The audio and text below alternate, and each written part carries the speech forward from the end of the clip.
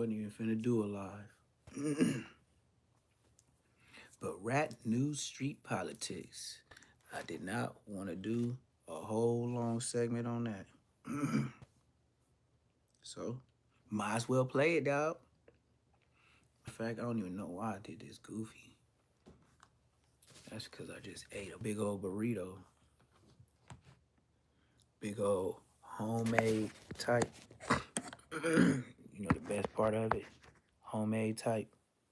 What's the deal? What's the deal? I had to double back on them. I had to double back. Cause I don't like when it be so many different time zones that I gotta deal with a lot of people that wanna see me. And so I be dealing with people that catch me on East Coast time, people that catch me on people that catch me on West Coast time. So now I just bounce back and forth.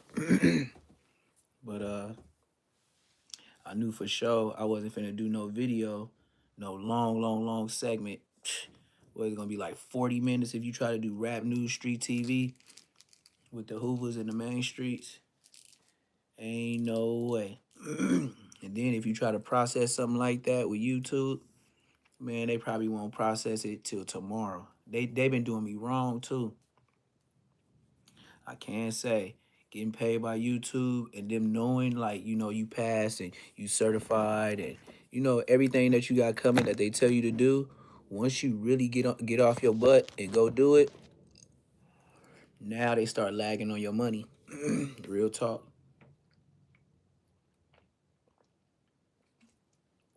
And not even so much lagging on your money.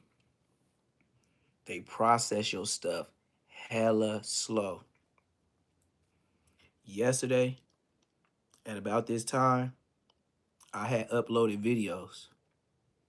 Do you know them videos that was like 30 minutes, 40 minutes long, didn't process all the way to the next morning about like what, 9 o'clock? 9, 10 a.m.? You mean to tell me them 40 minutes that I did took all that time? Absolutely not. So, like I said, you get straight to it. Rap news, street politics. Your boy 80 Bands, Young Threat. I'm sure everybody know who they is by now. If not, you didn't heard about it. And if not, then, Young Threat was a up and coming rapper. Uh, I heard him with Kendrick Lamar. Just like Dodie Six, Kendrick Lamar. He just came through swooping the gang of like LA freshmen. You see Dodie Six been in his little drama. Dodie Six is another Kendrick Lamar sign up.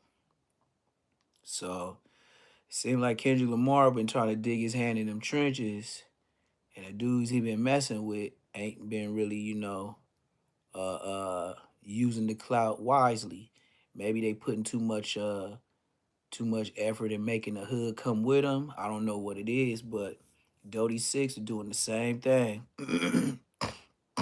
And Dodie Six, he crashed out on a P4K when he was talking about shoot me. Just go ahead, shoot me. That was burnt out. Then he said I seen him in the car try to spit on P4K. I was like, oh wait.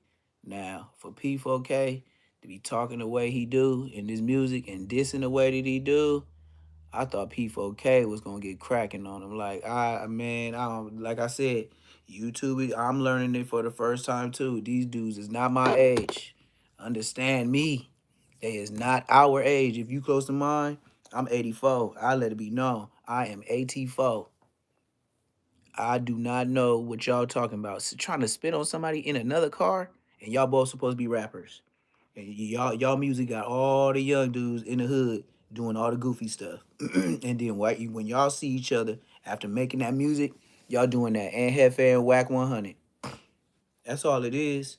Y'all doing that and Hefe and Whack 100. Try to spit on somebody in a moving car. And then y'all dissing each other hood, and you know what I mean? Like it's just ridiculous, man. So, like I said, man, at the end of the day, once these dudes do that ridiculous time and they grow up majorly, They're gonna be like, man, that was the stupidest crash out stuff. I remember those days. Man, I'm glad I didn't. If they don't get an L, cause X4, y'all think X4 coming home? You will sadly be mistaken. That boy is on camera. We talking about all these LA rappers. And where they all go? No jumper. And then in all of these stories, what they keep saying, and the feds was watching this, and the police was watching this, and you went to No Jumper and DC Baby Draco to get some more exposure, huh? You didn't think your hood had enough. You didn't think it was enough police there, so you went ahead and got that Baby Draco to show exactly where y'all be at and what you exactly buy in the store and what you exactly like to drink and chips. You know what I mean? Yeah. You thinking it's cool. You showing everybody in the world, yeah, this the hood, this the hood. You show them what you drink, where you be at, where y'all hang out, where you hit up at, what you just did, vandalism. At the least, is vandalism. You don't think about that. The police ain't thinking about that either. Only thing they thinking about, hey, y'all ever thought about, you ever thought about them people that continuously paint over the hit ups in the communities? You know what them people do when they paint? You know how they get paid, right? You never thought about it? You think they just be painting, painting, painting? The first thing they do before they touch that project, they get the street, they get the address, and they take pictures of the gang hit ups. The police ain't the one getting that measly information. You know, the Mexicans or the white boys or the black dudes that be painting over them hit ups of your hood, just like a ticket. They take a picture and send it in. Then they go to work. You never thought about that, huh? Your name, his name, they name, everybody name. The police ain't finna get out the car, stop, and take a picture of that.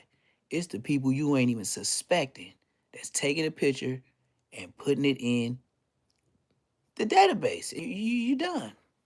Champion in there, he's snoring. I could tell he's snoring. When I came in the room before I did the live, he was in there breathing all hard and sounded like a grown man. Right, like right now, he sound like he been running, but I can tell when he doing that, he sleep. And then when he get to snoring, that's when I could walk around and he won't look up to see where I'm at. As long as he's snoring, he ain't gonna even get up to look. But if he like this, or if I make it like if I open some chips, he gonna be like this. Anything. But if I open up a soda, he gonna be like this. But right now, he finna be in La La Land. He been running around all day. That's why I said when he came in the room, I said, man, he smell like all outdoors. He smelled like he done ran in the pond. He done touched all the trees. He done been places he ain't supposed to be. That's when you know your dog was fucking around in the backyard. And he got a monster backyard, so ain't no telling what Champ was doing today. I don't be watching him. I let him out, let him go run in the backyard, and then sometimes when I don't see him, I walk out there quietly to the deck, and it's like on the third floor. So I look down, I walk real quiet, and then like today, he was digging a hole with his nose, just messing with, just doing some dumb stuff. But hey, that's a dog. So I just tipped over, I seen him, and then all of a sudden, he starts sniffing, and I think he smelled me. And then all of a sudden, he just jumped up. He didn't even see me, and he ran upstairs out of nowhere. And then he just knew I was there. Like I don't know how he did it, but his face was all the way in the mud and the dirt. And then all of a sudden, that wind was blowing. He must have smelled me. He didn't even look up to the third floor. I'm looking at him, looking around for me, and then he ran straight upstairs. Didn't even see me, just smelled me. Mm-hmm. He's smart, but without a big yard, a boy tear your house up. A girl, they'll do better. Don't get no boy. I know they bigger. People like bigger Rottweilers. That's smooth. But they too strong for regular people. and they got a chewing appetite that's way stronger than a woman's. Like the girl dogs, they get that chewing stuff out quickly. The boy Rottweilers, man, they'll tear your house up, literally. And then they'll be looking at you like they ain't did no wrong, like damn near like they smiling. Let's see, here we go. We're gonna get to this young threat in 80 bands though. That was the point of the whole situation. YNs all on camera, wilding out. Known as YCA 80 Bands, as well as the subsequent arrest of Deontay Samuel, also known as Young Threat, along What with I two do want to co say too is, before we go into it, like when I was hanging out over there in the Hoovers, it was always a gang of them. Uh, Everybody used to be on the blocks. Everybody used to be dicky suited up, and I remember they used to have parties every Friday at somebody's house. It was always some kind of party. Everybody be Hoover stomping in the middle of the street. It'd be all kind of cars parked up and down through the Hoovers. And I know we had to be in the 7 7 foes. I used to one of my boys that I grew up with was Smudley from 7 4. Shout out him, but he got an L Wopski.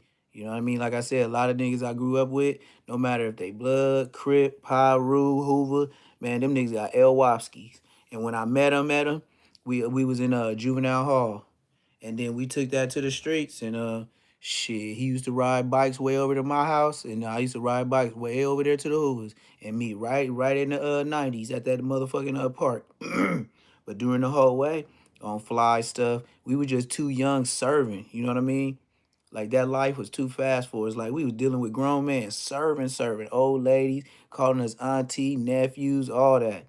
Yep. But the way this played out, the dude, we gonna say the buzz shop for YouTube purposes only. The dude at the buzz shop set the play in motion. Now they trying to say Young Threat wasn't supposed to be the actual, person to be blicking, but that person, the security guard, he set the whole motion in play. So with even with the person that did the unaliving, he may get the same, if not even more, for orchestrating.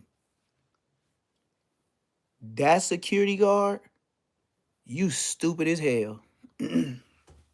First off, you knew exactly who it was. I believe he was a they were trap spots. Okay. Yeah, because you knew who he was. And then I was like, why is the security guard so young? You see, did you hear how young he was? We gonna get into it. But did you hear how young the security guard was? And he was a rapper too. So this Negro recognize who this is. He supposed to be a low key security, but he ain't really. He probably ain't even got no gun license. Or if he do, it ain't to be doing no security with whatever he doing.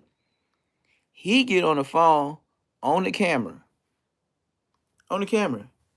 Every tree shop got a camera in it and a security. But what I didn't know is in 2025, 2026, niggas still got trap spots. Trap spots in 2025, 2026. Bro, I'd be scared of the cameras in Target and Walmart. Stealing? Hell no. You don't even gotta look up and you gonna see one. Go to the detergent section. Just to say how much cameras be everywhere. Go to the deodorant and laundry detergent section and see that on that little coupon thing, it got a little camera watching you. Or the TV might come on with the motion detector. Cameras. I did not know that young boy at the door. Bro, you can. And every call that came after that security guard making that call is gonna connect you. So you know for sure, security guard, Hey, it's that nigga 80 bands up here. Well, this nigga called this nigga called this nigga called this nigga. Ain't no way out of it. Then the cell phone towers, even if y'all turn off your phones, sequence or even with the police when they put this story together, y'all could have did that well, it was only in 4 minutes. Y'all got there in 4 minutes. So even if y'all did turn your phone off, they said you was there in 4 minutes. So, bro, it's bad business, and somebody gonna get flushed. Who gonna be first to tell? I don't know. Shooting at his girl after. Like I said, I really don't know because I don't know if they thought it was some more dudes in the car or they just did it to the girl like scram, get up out of here, don't be looking at us. Cause some people they'll let off just so you won't be like, cause girls, like I said, they'll pull the camera out before they call the police. Yeah, they said he didn't shoot. They said he was just there. They didn't put the shooting on him. But they saying that when they ran and whoever did what they did to old boy, they shot at his girl's car. So what I'm saying is either they thought somebody was in the car or they just did it for her, just not to be doing cameras or getting identities or like, be looking at the cars when they drive off. That's the only reason why they'll let off some more shots. But just to do it to the girl, I mean, it's a reason for everything. You know what I mean? And ain't no telling because the police ain't gonna go for verbatim what happened really in the story. That's the whole point of secret witnesses and all these extra police officers getting up there to tell the story as they saw it. Yeah, they could have a write up, but when they get on that stand, they gonna say what they saw and what the camera saw. You done. You done. Peace. Out of here. And now it's about how much time. That's the main thing. And just like I said with X4, your stuff was on camera too. It don't even matter if the white boy at the studio come, the camera dude, whoever he was. When you robbed him, it was on camera. When he came back with the police, even if it was that day, the next day, or whatever, when he pointed you out, you was done. Cashed in. It ain't no way around it. They let out some warning shots to let you know to get out of there. Yeah, for sure, for sure. For sure, for sure. I mean, I didn't hear that part, but like I said, like I'm just going off the logistics because I never get too into deep without, you know what I mean, seeing it with y'all. Like I get the roundabouts, I be hearing it, I be swerving, doing whatever, but I don't be like breaking it all the way down because I rather wait and get it fresh in my head because I don't come prep. When I do this lives and stuff like that, I never come prep. You know what I mean? And I don't be trying to do all the fancy stuff. You know what I mean? I'd rather see somebody regular person with a big old tablet like mine and do what you do because all that popping in and out, looking like my background is like as I'm at a bar. And hey, by a sidebar, hey, ODM Slim. I seen this a new podcaster. It's an old light skinned dude. Wherever you was before you got kicked out of that spot, he is now using your equipment to run a podcast. Yes, it is a dude running a podcast with the same background that ODM Slim used to have with all the alcohol bottles and stuff in the background where that white girl came in with the baby and stuff and ODM Slim was in that house for like maybe 2 months. Then he got up out of there and he was off the internet for a couple weeks and then popped up in a new spot talking about yeah, he had to move out and everybody was clowning him. Yeah, he got his equipment and he running a whole new podcast with the same background of ODM Slim. Ain't that something? I forgot where. Look, ODM Slim first when he moved out of Cali a little bit after me. He went to like Washington or something like that. Something like that. Then the spot that he was at, he got kicked out of. So he moved somewhere else, but it's still out of the state of California. So yeah. So now the old spot with the background with the beers and the setup and the whole thing, I seen a light skinned dude. It just came through my algorithm. He didn't have a lot of views neither, but he got the same background as ODM Slim, the house that ODM Slim. So ODM Slim is house hopping to studios. Like he bouncing around. Yeah, I don't know what they say. And Hefe supposed to get a DP. They say everybody supposed to be getting DP, man.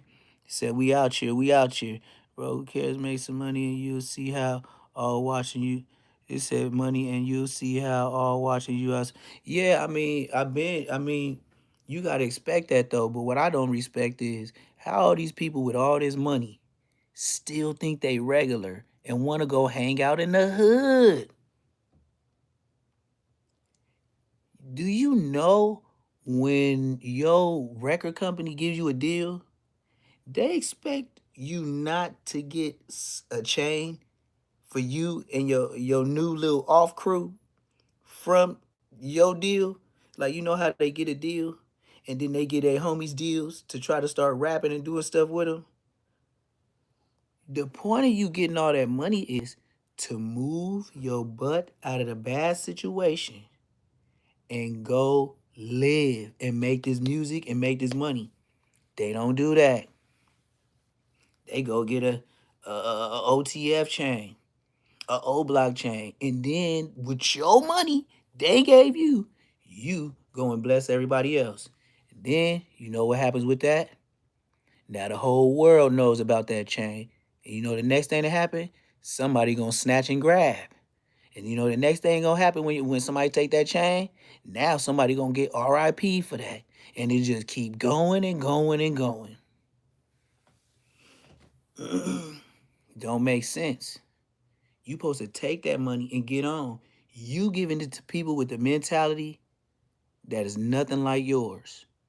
Why would you give a fool $1,000? Why would you give some random homeless nigga $100? Do you know some of them have been fools with money? And to keep giving it to them, they just keep drinking their life away, smoking their life away. Yes, I feel bad too, but I was the one they was hustling y'all for bringing the money to. That's how I know. That's why I ain't so freely to give.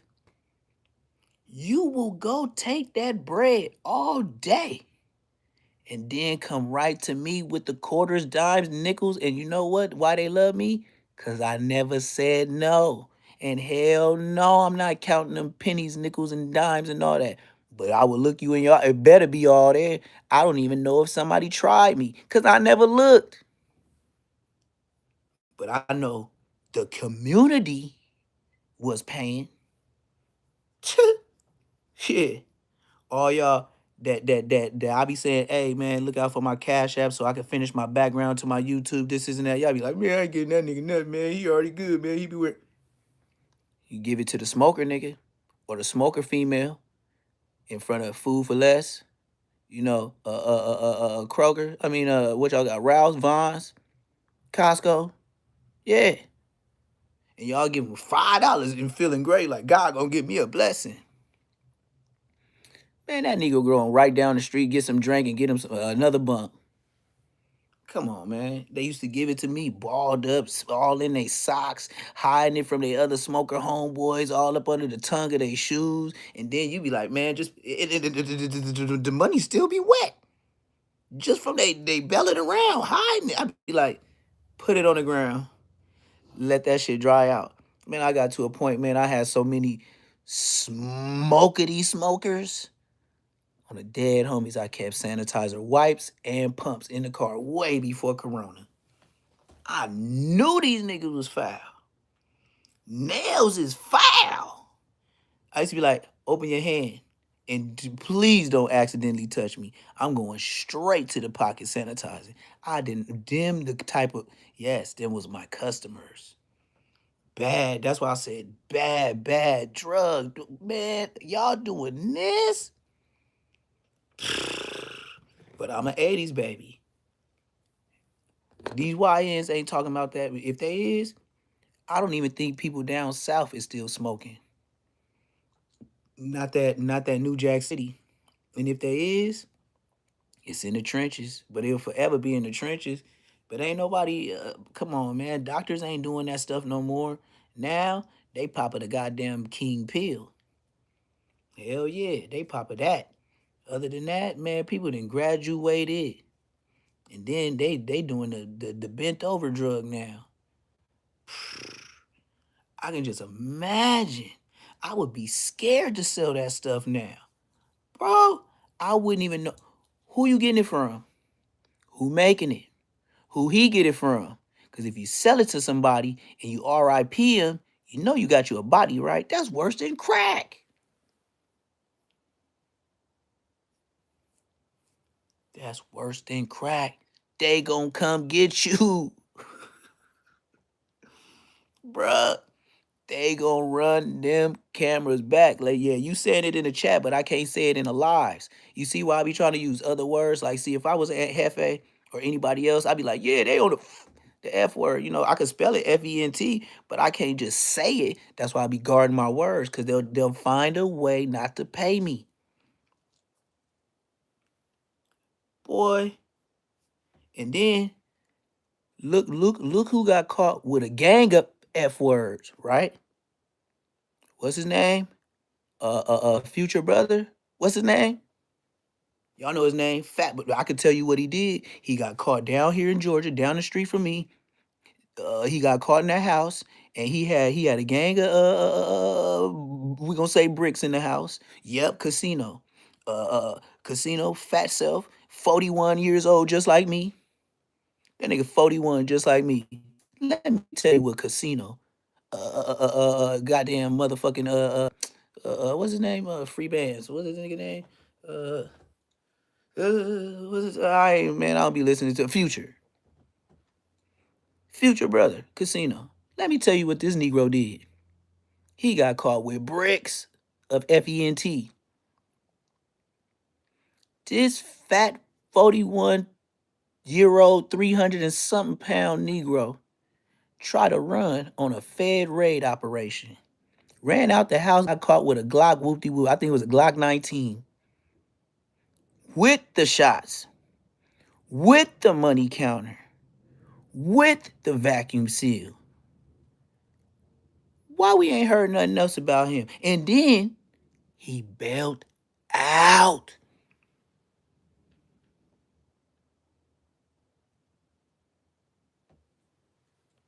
Casino is big as hell. But in Georgia, how you bail out? With FENT. You know, in Georgia, they will can your ass for the littlest shit. You talk about told on somebody, that nigga ratted. He threw the rat on they back.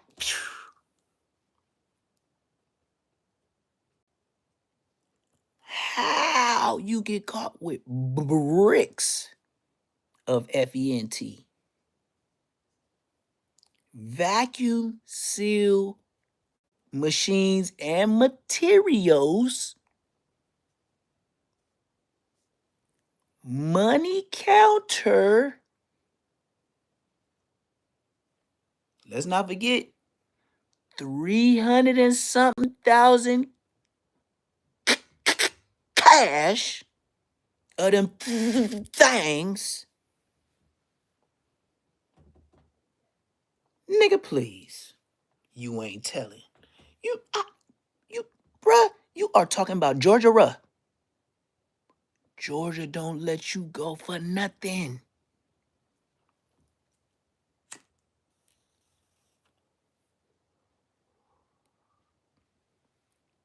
Nothing.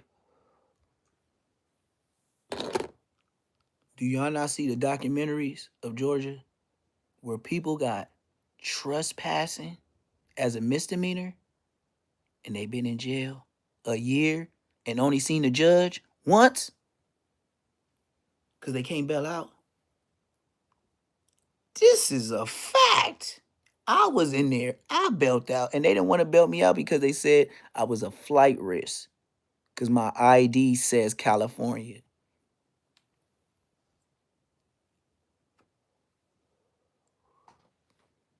I about to bail right now. I ain't been to prison in a minute, but when they put their hands on me, boy, I was squabbling. They jumped me, Kuta Kente. Rodney King, me, man, I had scars. I was bad. Remember when I first got out, y'all? All my real subscribers. I came home boo bopped.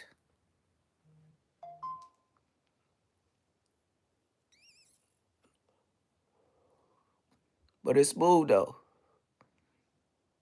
About.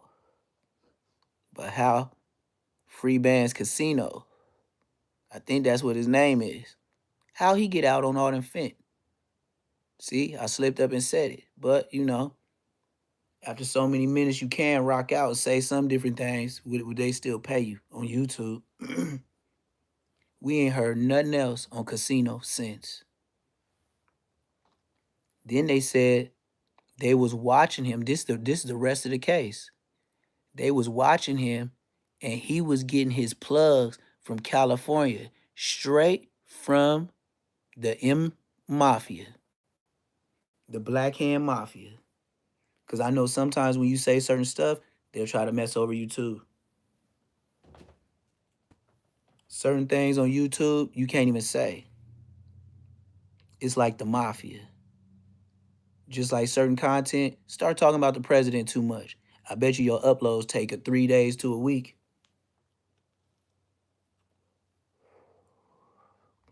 Mine's been taking a day.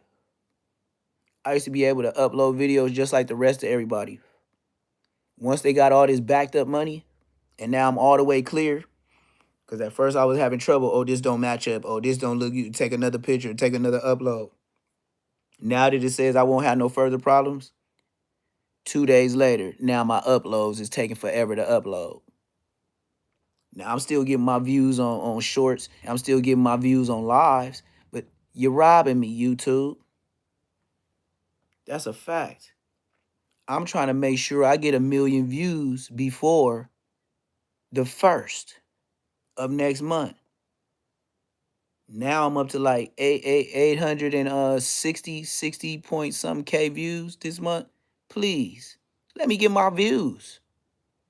Or just give me my plaque early. I'm trying to graduate early anyway.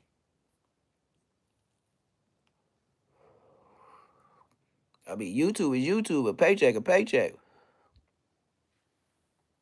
But back to these young threatening.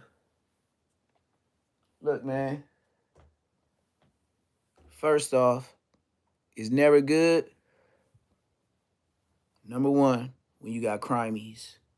It's a bad look, gang. Whenever you have crimies, I don't care how solid they is. I don't care how good they can fight.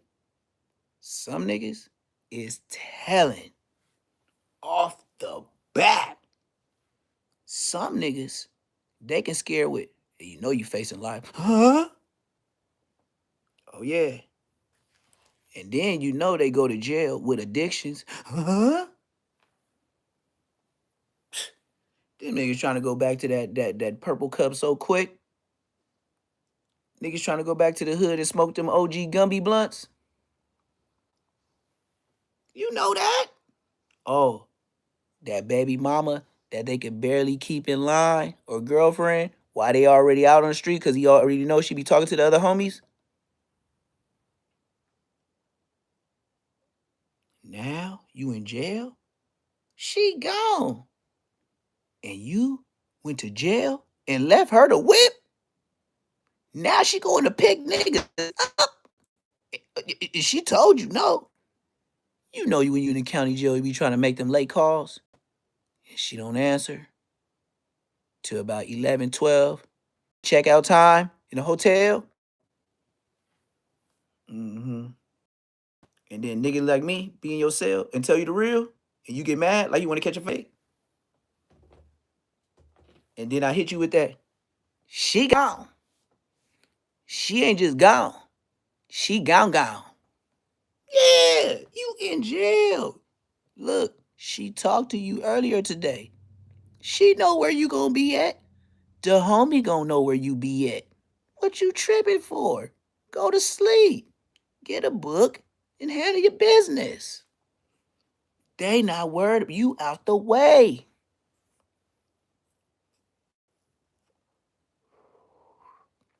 You gonna feel like Blueface, huh? Yeah, I that nigga, that nigga Blueface came out with a vengeance. You know why he said 101 Dalmatians? Cause he didn't even have one bottom bitch when he went to the pen. Ooh, you know the pimp nigga? Yeah, I. Yeah, I didn't have no bitch when he went to jail. Yeah, I. And now that's why none of them can get mad. That's a fact. Nobody can get mad at him now because y'all all left him, and you see how all of them is so thirsty to try to get back with him. They'll watch another girl get his name tatted, and they still want to be with her. I mean, they still want to be with him. They is like I said, man. If they doing this now, what they gonna do later? It's gonna get worse. This game ain't never got better. You know what I mean? Just like my mama used to say, "Oh, them girls got on biker shorts. They just showing their whole everything." Yeah, mama. Um, talk about the girls today that be going to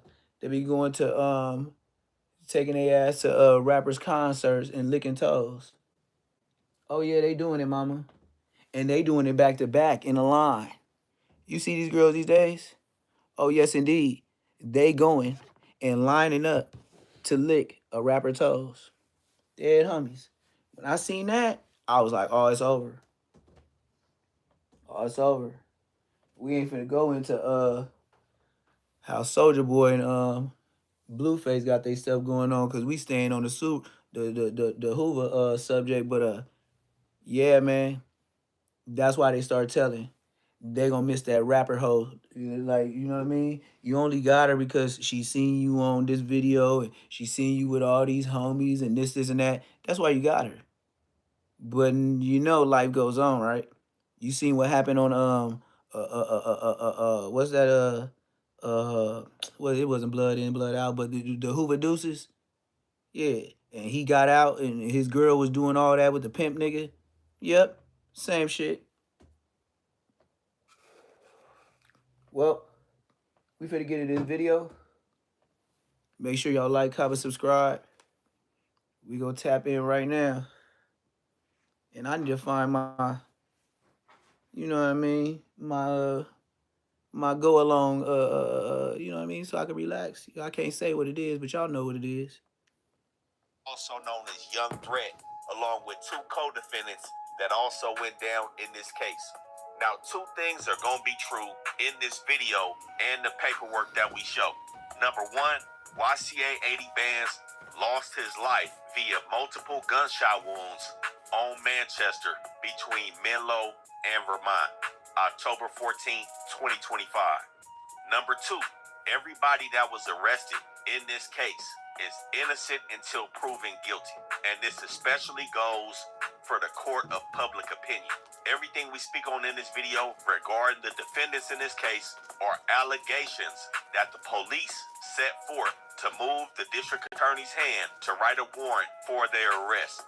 That information has not been proven as fact, and again, all three of the defendants have to have their day in court. So with that being said, we got to peel the curtain back and bring y'all as close as possible to what transpired Man, with watch how two this stuff rappers play out, coming out man. of South Central from Watch two how this play out, reputable gang. hoods, one on the west side, It's a one on the bad east look. side, allegedly Oh, ran what's into up? each What's other. up, Now, some Arizona? of the Shout out paperwork we going Arizona. through today, I we think you the usually first one have to it ever. I for had to shout out discussion Arizona. I've been on only, here almost a and it will year. remain members Shout only out y'all after areas, this man. video called Final Moments. Due to the fact that we have different elements that we'll cover in this video, we've made it public, giving you guys the opportunity This to ain't see promoting what we gang doing for life. the members This on is the what to back stay end, away where we from. go through the final moments of individuals that we spoke about on this channel that have lost their lives, where we use a little less gang politics and a little bit more compassion when going through the life of the individuals that we speak on.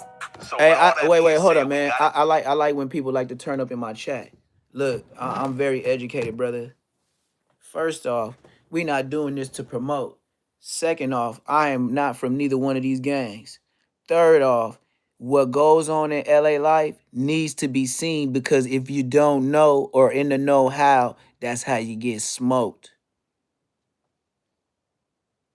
Everybody got to know a little bit about something to be able to move around in life. You can't be so stuck on your square world and then don't get outside the other world and know what's going on. You should be able to even look and see what hit ups mean. That's what we are here for. They do enough telling on the internet already. You feel me? So what are we talking about?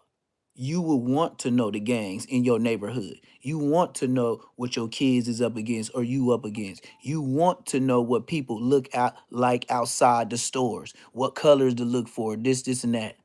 The DC Baby Draco, what he says and claims to do. But just like I said, you can look at the walls and see dissing. You ain't got to put it on a video and don't block out their words. That's when you disrespectful. That's when you promoting. When you let 30 dudes just walk up in a video and start throwing up signs and then you know what I mean? So I mean, what are you talking about? That's not promoting. That's promoting saying, yeah, and I'm glad he got back for this, and that. That's promoting. Do you know what promoting is? Or do you need to go to Aunt Hefe school too? Cause I heard they got K9 training at the doggy places around the corner. You feel me? I think they got K9 classes at Petco and PetSmart. And you can learn with them first before you get to the humans saying bozo shit like that. Weird ass nigga. Talking like that, I think my dog's smarter than you. Weirdo. You sound like Aunt Hefe or something. Just jump in on the chat, nigga, just saying some blah blah blah blah. Like you got Tourette's or something. Like, man, slow your little keyboard hot ass fingers down. Just watch the goddamn show and get your mark ass on. Of the individuals that we speak on. So with all that being said, we gotta ask that everybody is respectful in the comments, not only of the individual that lost his life. No, you in just this missed it. situation, Dude was but in here also saying I'm the people promoting that are gang fighting stuff. for Like, their what are you lives, talking who about? are again innocent until proven guilty, regardless of whatever decisions you feel like anybody made in this situation. We also got to say viewer discretion is advised, because we Always. will be taking an anatomical approach to this situation as well. But with the somewhat high profile nature of this case, we got to start slightly before 1 p.m., October 14th, 2025. Now, this was a rainy day in South Central. Over the last few months, it's been a lot of rain out here, and this was one of those days where Ezel Leonard made his way over here to the Manchester Wellness Center, a weed dispensary. I ain't gonna lie, man. They killed me with that one. I ain't gonna lie, and I know what all y'all was thinking when y'all seen this video too. Nigga, your name was Ezel? Ezel?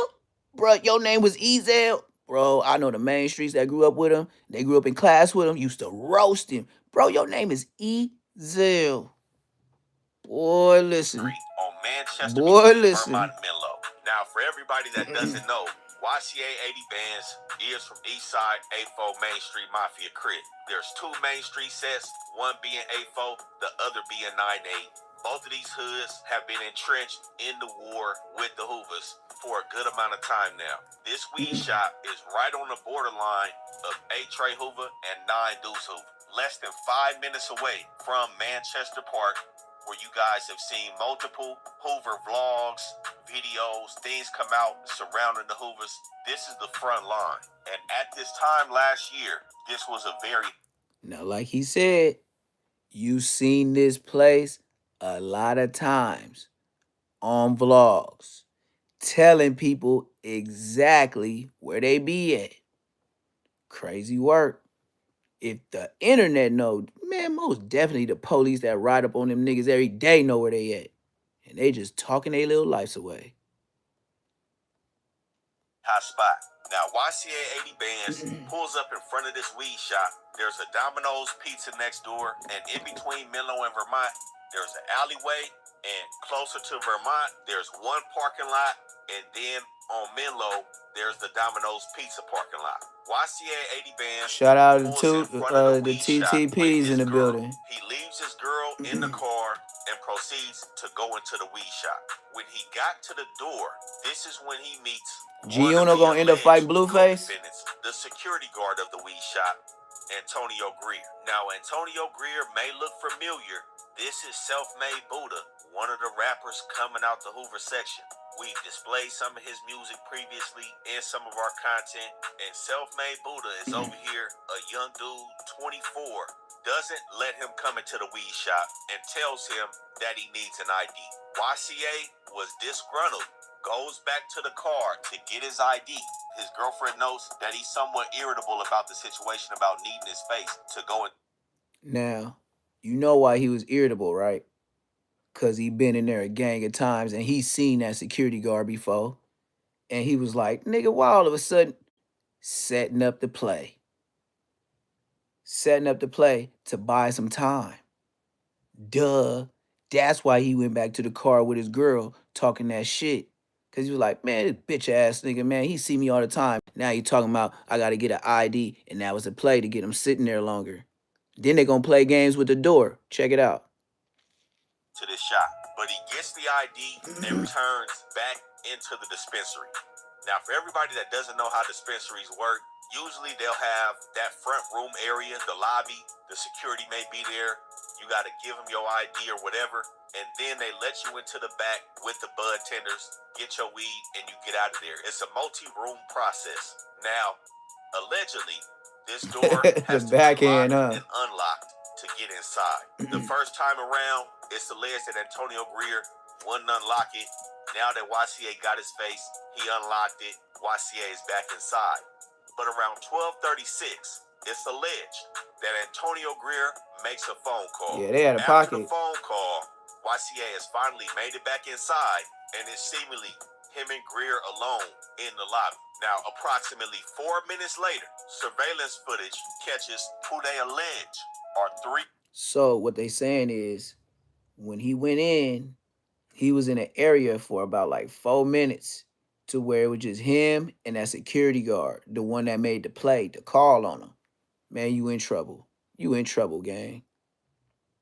Individuals that arrived to the dispensary. It said that these individuals approach YCA. One of them pulls a firearm out and begins to shoot Ezel Leonard multiple times, causing him to fall on the ground. And while on the ground, they remain firing on YCA 80 bands in the dispensary, which subsequently. Oh, see, like I said, this is my first time listening with y'all. So he got laid down. He got hit up inside the dispensary. And then when he hit the ground, they let off more shots. I did not know that. I did not know that. So the dude that was security even further in trouble because he stalled the nigga in the little waiting area too. So then when they ran down on him, they gunned him down inside the dispensary and then stood over him once he hit the ground and gave him some more.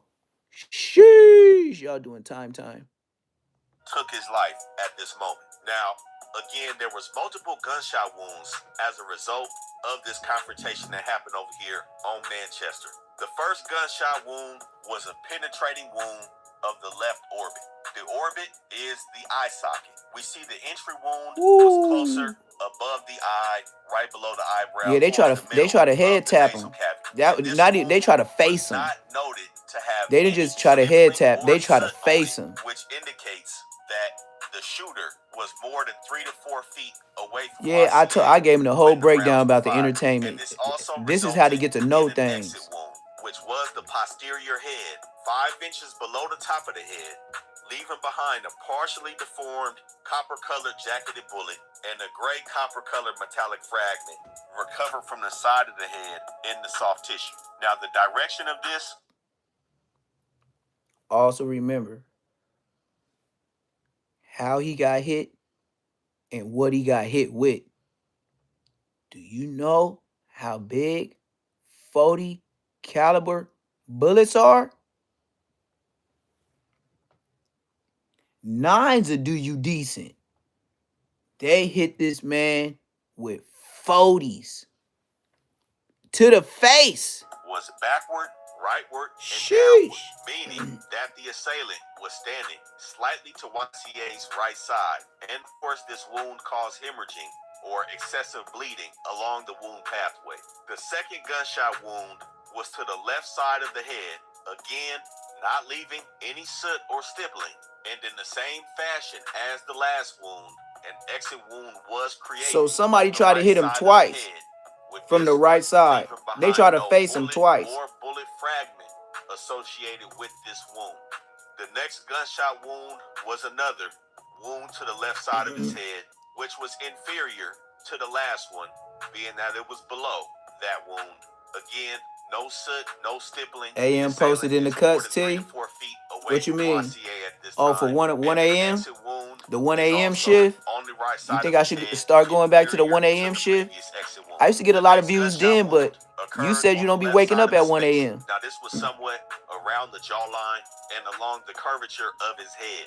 No soot or stippling, no bullets or bullet fragments recovered. But with this one on an upward trajectory, the exit wound was on the right side of his head, 2.5 inches below the top of his head. Now, the next gunshot wound was somewhat of a graze, only impacting the skin and subcutaneous tissue. It was a gunshot wound to the left side of the back of the head, exiting out. Again, no soot or stippling, with an exit wound only inches apart. Again, a superficial perforation, not impacting the skull in any Still, way. but Now, the so he's last still getting gunshot hit wound up. was He acting like sustained it to ain't the left serious. side He of his still took chest. a shot. No soot or stippling on this wound. Left side of with his it chest. impacting his left clavicle as well as his larynx, which is his neck area and affects the respiratory tract. And the exit wound was on the right side of his neck. No bullet or Good bullet looking out for that fragment was gift in the found on this chat. wound, and seemingly all but one wound proved to be fatal, with collective brain injuries being the left frontal lobe, the temporal lobe, occipital lobes, and the brainstem. So as we see, this was a tragic and extremely traumatic event that played out in this dispensary. But the police allege that the assailants ran out of the dispensary, saw YCA's girlfriend, took a shot at her. Now it missed her and ended up striking the passenger window of the vehicle they came in, causing it to shatter. The defendants then entered a black vehicle and fled the scene, leaving behind But the girl was still in the car. shell cases. Now, details about this dispensary. Not only was it in Hoover Hood, this was a place that was allegedly heavily occupied by the members, with Hoover graffiti existing inside of this place of business. Inside. Now, blood samples taken during the autopsy did find traces of codeine, morphine, and hydrocodone in YCA's Hey, I'm glad you system. said that too, Now, because I be forgetting that a lot of people in this chat not from Cali. So I be like, what is you talking about? I be forgetting that sometimes. Is this what skewed the decision? Because when I go early in the AM, that's when I get the East Coast. When I do this time, I get the West Coast. Now, But the East Coast, they be pulling up. They make sure I got like 17, 20K views. To come into the equation, we have to speak about motive first. And one thing that we have to be clear about when we talk about motive is that motive is not a crime. Yeah, people Motive do is love not you in enough other cities to more than convict they love you anybody in your of own anything. state. And like I said, You know, that's why they say evidence move that's out, stated are allegations. get you a But grave this is digger where mountain. things somewhat paint a different picture. And it starts not only with mad ass Like Trey Songz I'm not from mad Trey that somebody Hoover, mad but at me that I also moved out. Be mad. implicates That's why I Africa moved. Johnson, who sadly I don't lost gotta her look life at you. at the 8 Trey Hoover Hood Day party 2 months before Shout this out event Brooklyn. on August 4th. Hit that like button, hit that 2025. subscribe button in this bitch. Situation that was one of the pivotal straws that broke the camel's back in the gunplay that we all witnessed in the city towards the end of last year. So with Britton Dirk, with his brother being mad ass Trey Soldier, Rayon Dirk, who lost his life due to homicide on May 6, 2020, as well as losing his other brother, infant Trey Soldier, Brent Dirk, in the jungles, December 21st.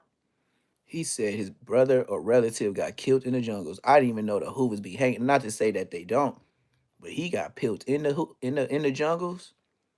That wasn't no jungles work, but that could be the 18th streets. That's a whole nother issue, cause the 18th streets over there do be putting BTA to a lot of niggas. Them, I ain't gonna even lie. The ones that I grew up with, and the ones when I always went to the halls, they was always the 18th streets by the BPSs every time. And it's a lot of different 18th streets, but every time I was in the halls, and the ones that had B blank all on their face as big as this tattoo, and they be like 12, 13 years old, for sure, for sure. They was the ones by the BPS, and they was catching hot ones. Little boys catching hot ones. 2021, they also lost another soldier, Tiny Trey Soldier, who was like a brother and a son to Africa Johnson and her kids, and of course, one of the soldiers, Christopher Richardson, who was also killed in the Hoovers, March 19, 2014. So the relationship that the Trey soldiers share with Threat, he's Lil Mad Ass. And we're effectively talking about the upper echelon of ETH. These were those guys and were those members of part of Trey Hoover. And as you can see with all of that, we see a lot of pain in these situations. We released Africa Johnson's final moments to our members only. If you want to become a member, support the channel. That tragic event is available, where somebody's mother and grandmother lost their life. Yeah, I remember when all that happened. This is what the I remember when that happened. I said it was like some after party, and then they said they mama was from 9-0, but her sons was from Hoover. I knew for sure it was gonna be a get back. Based on the surveillance footage that they acquired from the dispensary. They allege that Threat did not possess a weapon, but all three of them are facing one felony murder, a felony attempted murder on YCA's girlfriend, shooting at an occupied motor vehicle, a felon in possession of a firearm, special allegations for personal use of a firearm, intentional discharge of a firearm, and with Threat and Brent having felony background, facing a second strike offense for the homicide that took place over here on Manchester between Menlo and Vermont. Now, again, with all of this being mere allegations, the police allege that they're very aware of the war between Main Street and Hoover. Man, that ain't no new war. That war been going on 100 years. Retaliatory shooting. And again, it's a byproduct. This is new to the world. Anybody that's in the gang world, Main Streets and them been going at it. Was 32 years old at the time of him losing his life, October 14, 2025. He was an up-and-coming rapper in the city, and he was starting to find some traction with coming out on interviews, getting spot placements on people's platforms, and releasing his music, trying to get through the door. This was definitely one of their top homies over there in the A4s. He leaves behind kids. He did serve some prison time previously. No smut in his paperwork. And again, the main question that's asked is truly what he was doing at this specific I would have never been. That's called out of bounds, sir. What is you even doing over there, taking chances, bro? Especially at this point in time, this area definitely should have been a no-go zone. But like I said, this was minutes from his hood as well. Now, Threat, who's 25 at this time, seemingly could have took a different route. All these members were around when they were young. But Threat also went to Tockwitz High in him. He played football. We seen him doing this shit, but the trouble started following him with his juvenile record, with 2 charges in 2015. The top of the year that year, January 1st, 2015, juvenile in possession of a firearm. 6 months later, he's hit with a burglary, and he caught his first adult case back in 2018, which he sat out for 2 years for, which was a robbery. Now, that robbery was also in San Bernardino County, and he also had another one alleged against him in Riverside County. But as you see, he got out, got with the rapid, made his... Now, ain't this funny? Yeah, they got Blackstones in L.A. by T. Rogers. What's his name? I think his name like T. Rogers, something like that. Something. It's a dude that came out there from Chicago BPS's, and he came out there. I think that's a P4K relative too, the rapper from Baby Stone Gorillas, but something like that. But he came actually out here from Chicago, and started BPS's. But like I was saying, all this war stuff started over somebody losing their life, and who lost their life was the mama from 9-0. The mama from 9-0 and her sons that was from Hoover. I think I seen her in a vlog too when they did a vlog in the Hoovers, and she drove up in the car and they was like, "Oh yeah, this the homegirl, this the homegirl." Woo, this it wasn't the young YNs kind, but I remember seeing young Threat up in that video too. I forgot who it was. I'm not sure. I don't think it was DC Baby Draco. But I know it was a gang of Hoovers, and then we had some people over at the house, and I remember a girl saying, "That's my young nephew. That's my young nephew. He in the pen right now." Woo, woo. And she was like, "Yeah, he just went to the pen. Woo, woo. I hope he stay in jail." I was like, "Damn." She was like, "Yeah, my nephew, he bad as hell. He just got some time. He got lucky. He got blessed, but he's still in there gang banging. Well, yeah, he think he a little Hoover. That's him right there." And I remember they had a whole big old like. It was like they was at a park, but it didn't look like it was LA. LA, it looked like they was in a Carson area, and it was like hundreds of them. It was 100 of Hoovers and a couple of Troubles, and that's when I seen Young Thread, and I was like, ooh wee, you know what I mean? And they was doing their little rap thing, but like I said, showing exactly where they stay, all that. And the mama from 9 pulled up, and it was like, yeah, this the homegirl, you know, ooh, she from 9 but they actually the ops, but her sons is from Hoover, and this, and that, woo, woo. And I was like, okay, okay. And she got out the car, hey, how y'all doing? They said her little shit, and she got on. I said about maybe less than 6 months after that, she was out of here, and that's when they was downtown L.A. or some. I don't want to say downtown L.A. They was at some kind of little event area that hosts like a little whatever you call that. What's that little events where everybody come together? You could just buy the hall. Yeah, they bought a hall, so they was in the hall, and then when everybody came out, they said a dude got hit. I don't think he died. The lady from 90, she got RIP, and I think another person got hit, but she was up out of here. And I knew, and then they said all, and it was all on Instagram, all the who was woo, this, and that. And I told myself, like, you ain't even gotta know who did it. You just know by who get back who did it. Like they said, it was only 2 months later from when that happened to the lady from Hoover. I mean, the lady from 90, and that was their mama from Hoover. So I knew whoever slid through, they said something. They said something about where they from. They cussed them something, and then if certain people there and you know your ops, you like, oh yeah, that's niggas from Wooty Whoop. So 2 months later is too long sometimes for some hoods. Sometimes for some hoods, 2 hours is too long. They ain't waiting. Once they see their homie and that crime scene clear up, brr, back to spinning, back to spinning. That's what it is. Brr, back to spinning, back to regular business. Some people take it as, oh yeah, it's just gang members and stuff like that. Yeah, some of them grew up together, didn't have a brother. It was just them, mom, and going to school. And when they went to school, they walked to school with their brothers. So you can't tell somebody how to grow up, how to learn life. Everybody not even the same areas. Have you ever thought about in the poorest areas, they got the most cameras, but where people doing all right and ain't too much thieving or no, it ain't like crabs in a bucket. You know how you could drive around like where I'm at, you don't see no cameras. The only ones you see is the ones people got for their ring or the doorbell just for whoever be getting packages. But it ain't cameras around like that. It ain't even cameras. It ain't even cameras all in the at the stoplights in L.A. everywhere, especially Inglewood, every corner. And then in Inglewood, them people, man, like I said, middle class, Mexican, black. Now they got whites back up in there. Man, them cameras is A1. Them people over there ain't buying no. And then the facility, the apartment complex, oh, you better know they work. You better know.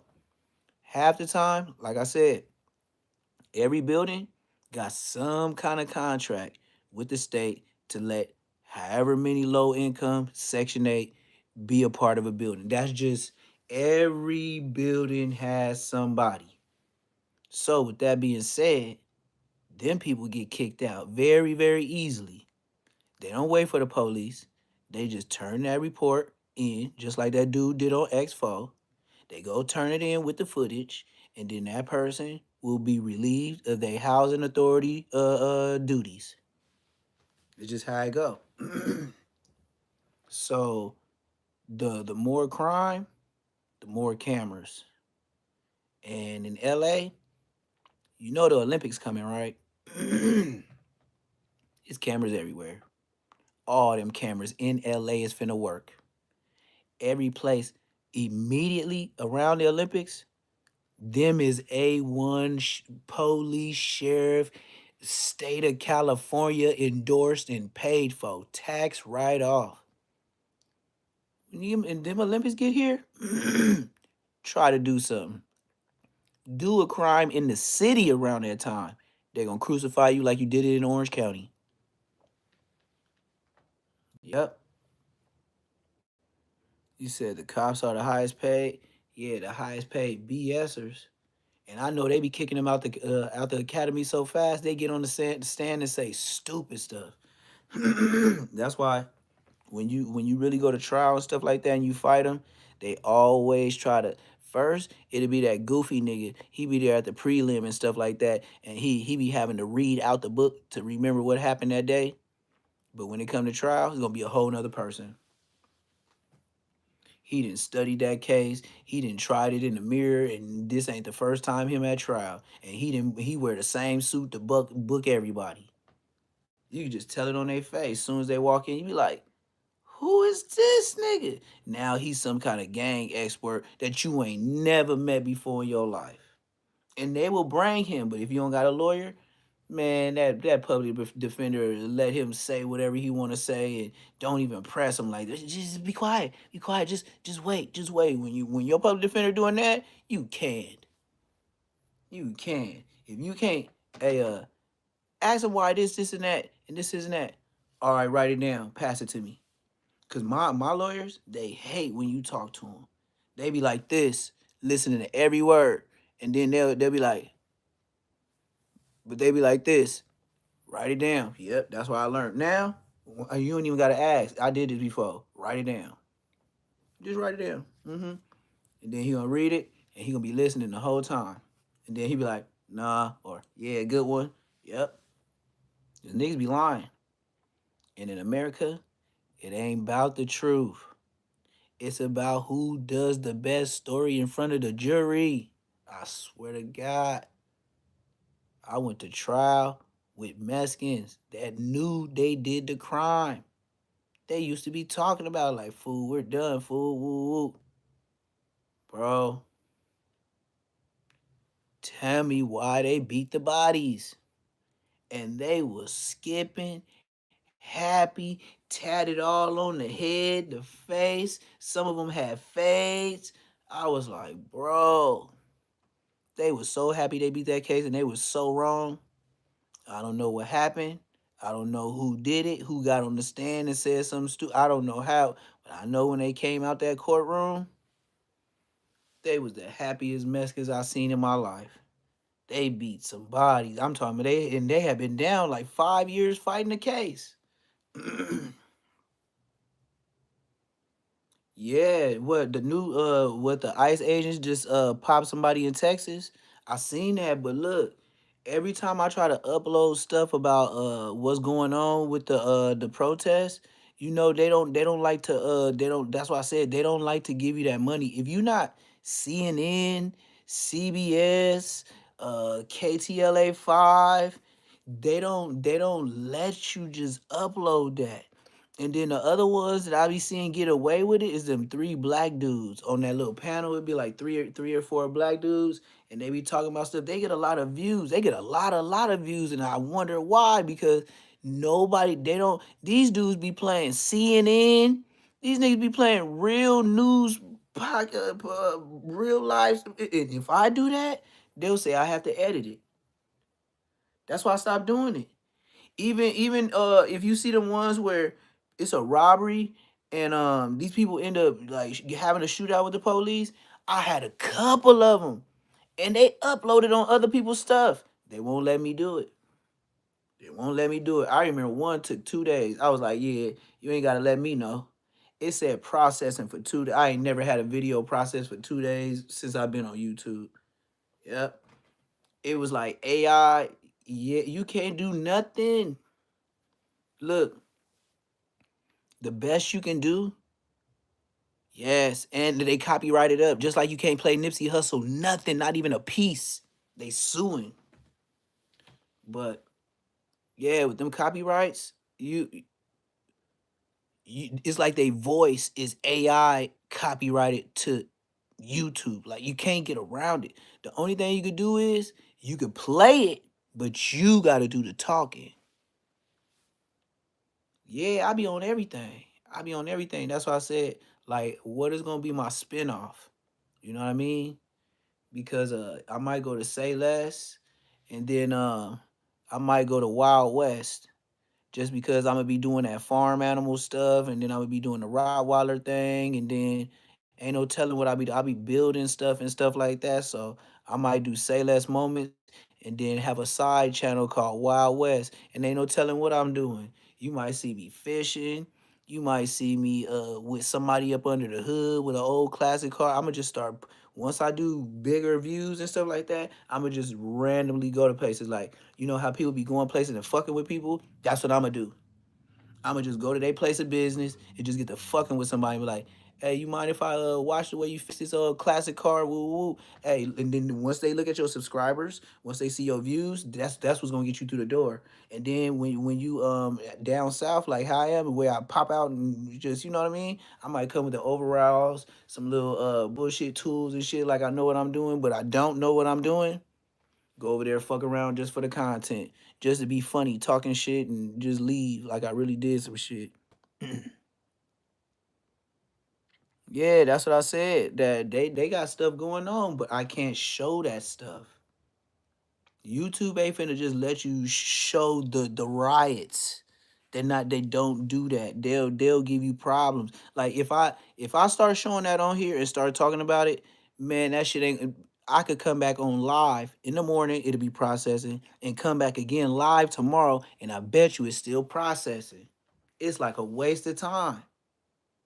It's a waste. Like you man, I did it too many times. I try to upload. Man, I had some good ass videos, man. That's all I can say. But just talking about it don't mean nothing. Cause if was a fifth, we all be drunk, right? But for shit show, I know for a fact I had some fire ass videos, and then it's always saying, "Oh, content viewer discretion, age restricted, all type of stuff." And then it say I could go to YouTube Studio, and then YouTube Studio say some stuff like, yeah, you can edit, and then they have a big old chunk. Just it just be a big old chunk taking out the video. Hell no, that chunk could be like 15, 13 minutes. Then it'll leave off on one word, and then it's just gonna pop to a whole nother section. That's why I said nope, can't be me. Can't be me, son. No way, ski. Can't be me, son. Can't be me, yo. So that's why I said the more and more you learn, we the more and more you learn on YouTube, I don't have no problem telling y'all. You see what Hefe did? Hefe took my disclaimer at the beginning of his videos, you know, and then King Pill took my song "These Niggas Ain't Your Friends" on YouTube. I mean on Instagram. So I know they watching me. I know they see my numbers, they know the stats, they know everything. But one thing about YouTube is ain't nobody gonna give you a hand to go up. You gonna have to get it yourself. And they gonna leave you in the dirt. They'll talk about everything around you and everything that has to do with your name, but they ain't gonna say your name. Brick Baby taught me that. Hmm. I remember when I first got on YouTube and I first started doing this. I remember I mentioned I think it was Toxic Media, and he was like, "Good looking out, Neptune." Like, hey, that was some real nigga shit. Like, people do not shout out the other person these days. Like, bro, you shouted me out. Good looking out, bro. And I was like, yeah.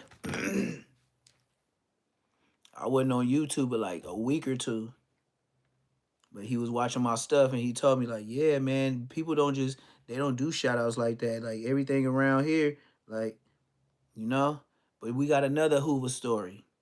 This is one about Trey Bang from Hoover arrested for M1s and 7 attempts. He got caught for a couple hot ones in 7 attempts. I heard this last night going to sleep. I was like, ooh wee. Hey, one thing I can say about them Hoovers, man, they be having some wild boys that came up out of Hoovers. And but like I said, all the Hoovers is the Hoovers, all the way up and down Fig and Fig and Hoover and all in between. They all the way from the 50s all the way to the hundreds. That's a lot of hoods. So you can't be mad and you can't be like, damn, these niggas deep. Bro, they everywhere. They all and if they held it down through all these years of the LA streets, because hoods get taken over all the time in LA. But like I can say, man, the Hoovers is pretty deep and they got a lot of streets. So just like the East Coast has got a lot of streets. We go check this Trey Bang out, you know, from A Trey Hoover. A whole different Hoover, but we on the subject anyway, so here we go. Jaquan was one of 5 people arrested in the wake of the 2020 shooting death of Pop Smoke at a home in the Hollywood Hills. Crowded funeral procession, a drive-by shooting into droves of people lining the streets for the late rapper Nipsey Hussle. That's right, and the Los Angeles police chief tweeting this out just a short while ago, saying that 4 people were shot in the drive-by. Tragically, one of them is dead.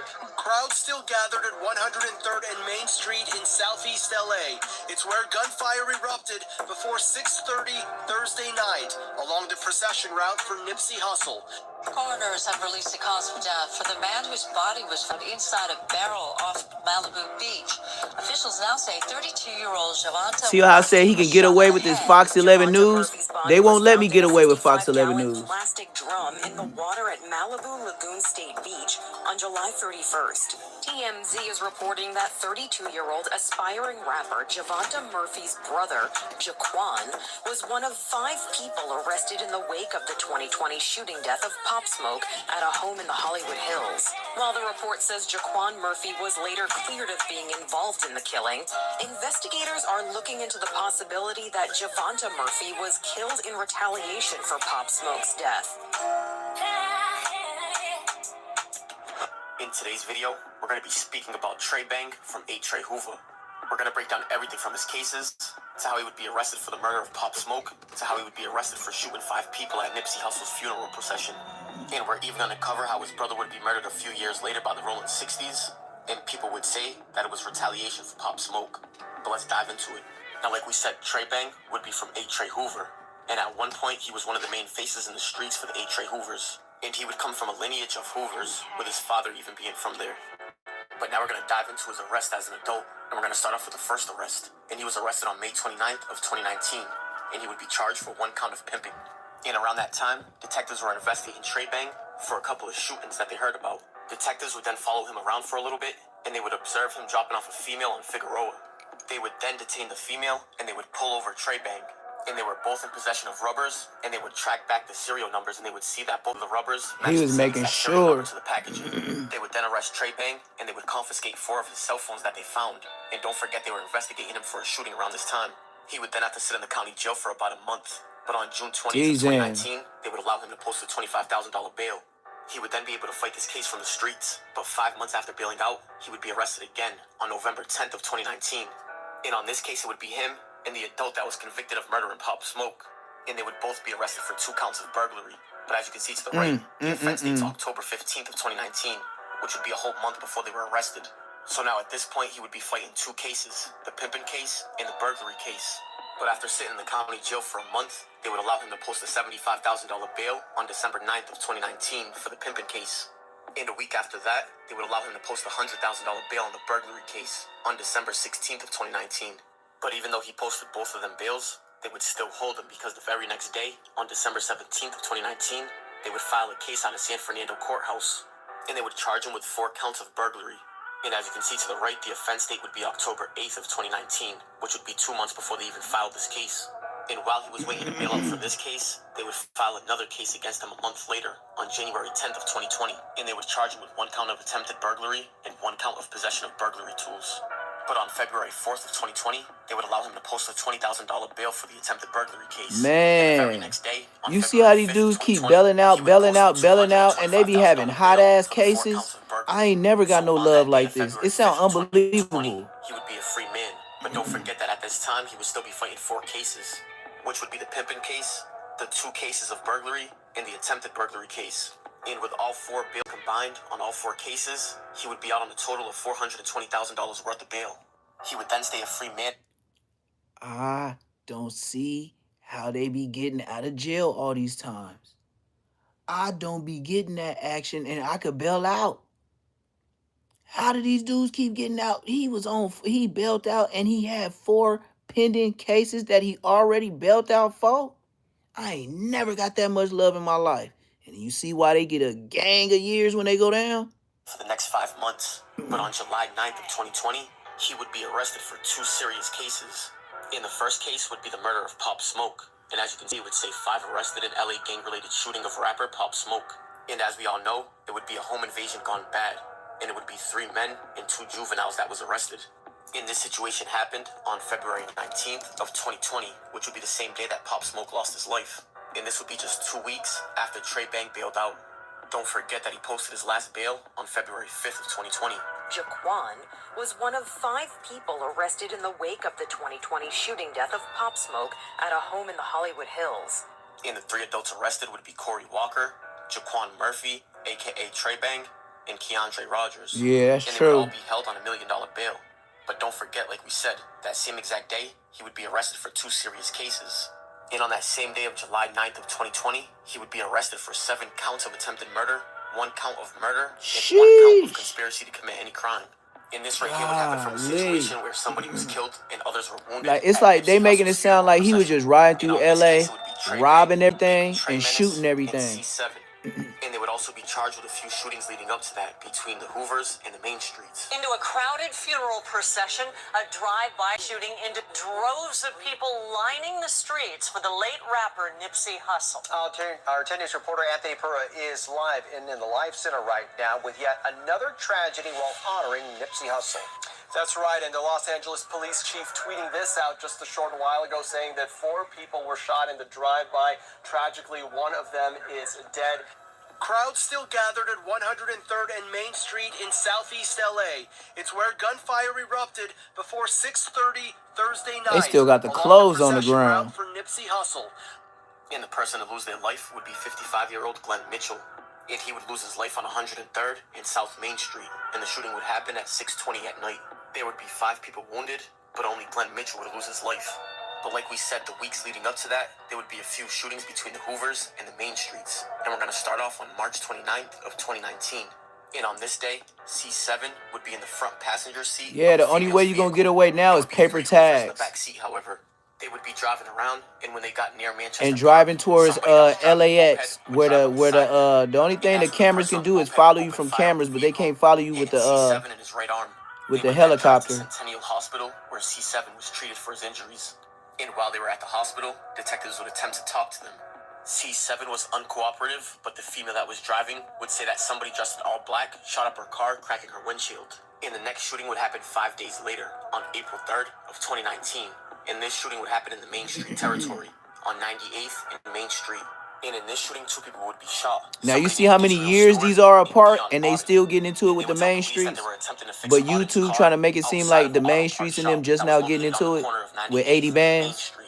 Stewart would say that he was looking at his cell phone when he would hear Auden yell out, "Hey, what is you doing?" Stewart would look up and he would see a young black male shooting at them.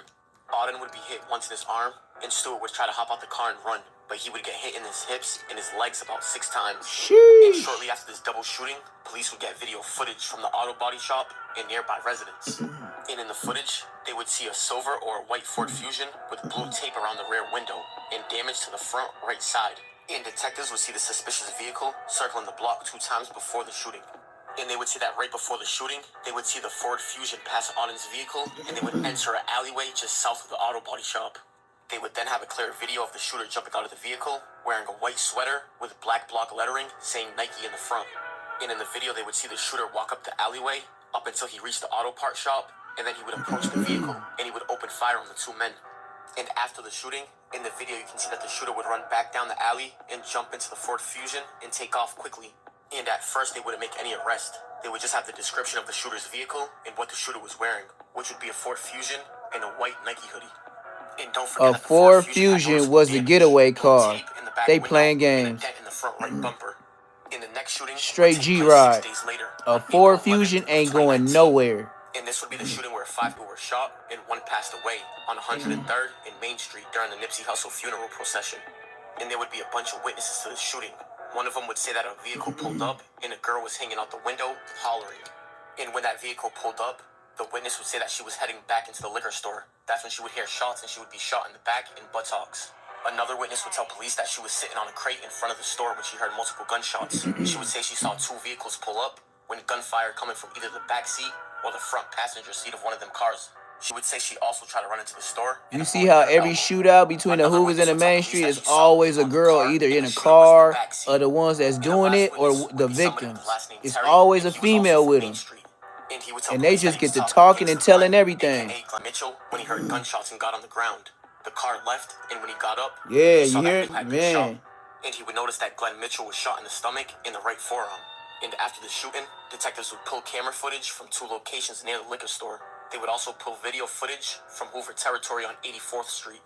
And on one of the videos, they would see that at 6:15, which was 10 minutes before the shooting, they would see that a Ford Fusion with damage to its right front. They would then see that same Ford Fusion I told in you a it was a second G vehicle ride. arrive in the area of the liquor store. They would Right then when see they the said shooting Ford take place Fusion, I at said G 6:23 ride. at night. And after seeing that Ford Fusion in the area of so many shootings, police would decide to do a database He said search, when that and they get would find out popular, that in huh? December of 2018, Straight G Jaquan ride. Murphy, aka Trey Bang, was pulled over driving that same exact vehicle in the area of 98th and Main Street. Hit that where the like button, April hit 3rd that shooting subscribe took button, place. y'all. Hit that And they would hype. find out that that vehicle was registered to his brother. They would then type the license plate number into the license plate reader system, and they would see that on March 31st of 2019, there would be a photograph of that Ford Fusion. And they would see that the rear window was missing, and there was a plastic covering around it, and it had been involved in some type of accident or been shot out. They would also notice damage to the front right side. And officers would then determine that that vehicle matched the same vehicle on the April 3rd shooting. And after that, detectives would check Trey Bank's social media, and they would He see didn't that even he had a get rid picture of of G a silver Rod. Ford Fusion He just with kept damage to the sliding front on right side everybody according in to the pictures. same Ford And they would also Focus. see in another And picture it had so that many Trey Bank was descriptions wearing of a the white Nike same whip, sweater and with he just black driving lettering around in his front hood, saying just Nike, busting on which shit. would be the same exact sweater that the shooter was wearing on April 3rd. Detectives would then compare the video footage from April This a 3rd wild to April story. 11th, and they would find out that the vehicle was used in both of them shootings. And even though detectives had a vehicle description and they knew who the vehicle belonged to, don't forget that both of these shootings happened in April of 2019. And Pop Smoke For was real. killed in February of 2020, and they weren't arrested until July of 2020. And this right here would be why. Baby Trey Menace, who the co-defendant on this case, He looked like was serving a Menace. sentence for He robbery looked like a on a rape menace. case.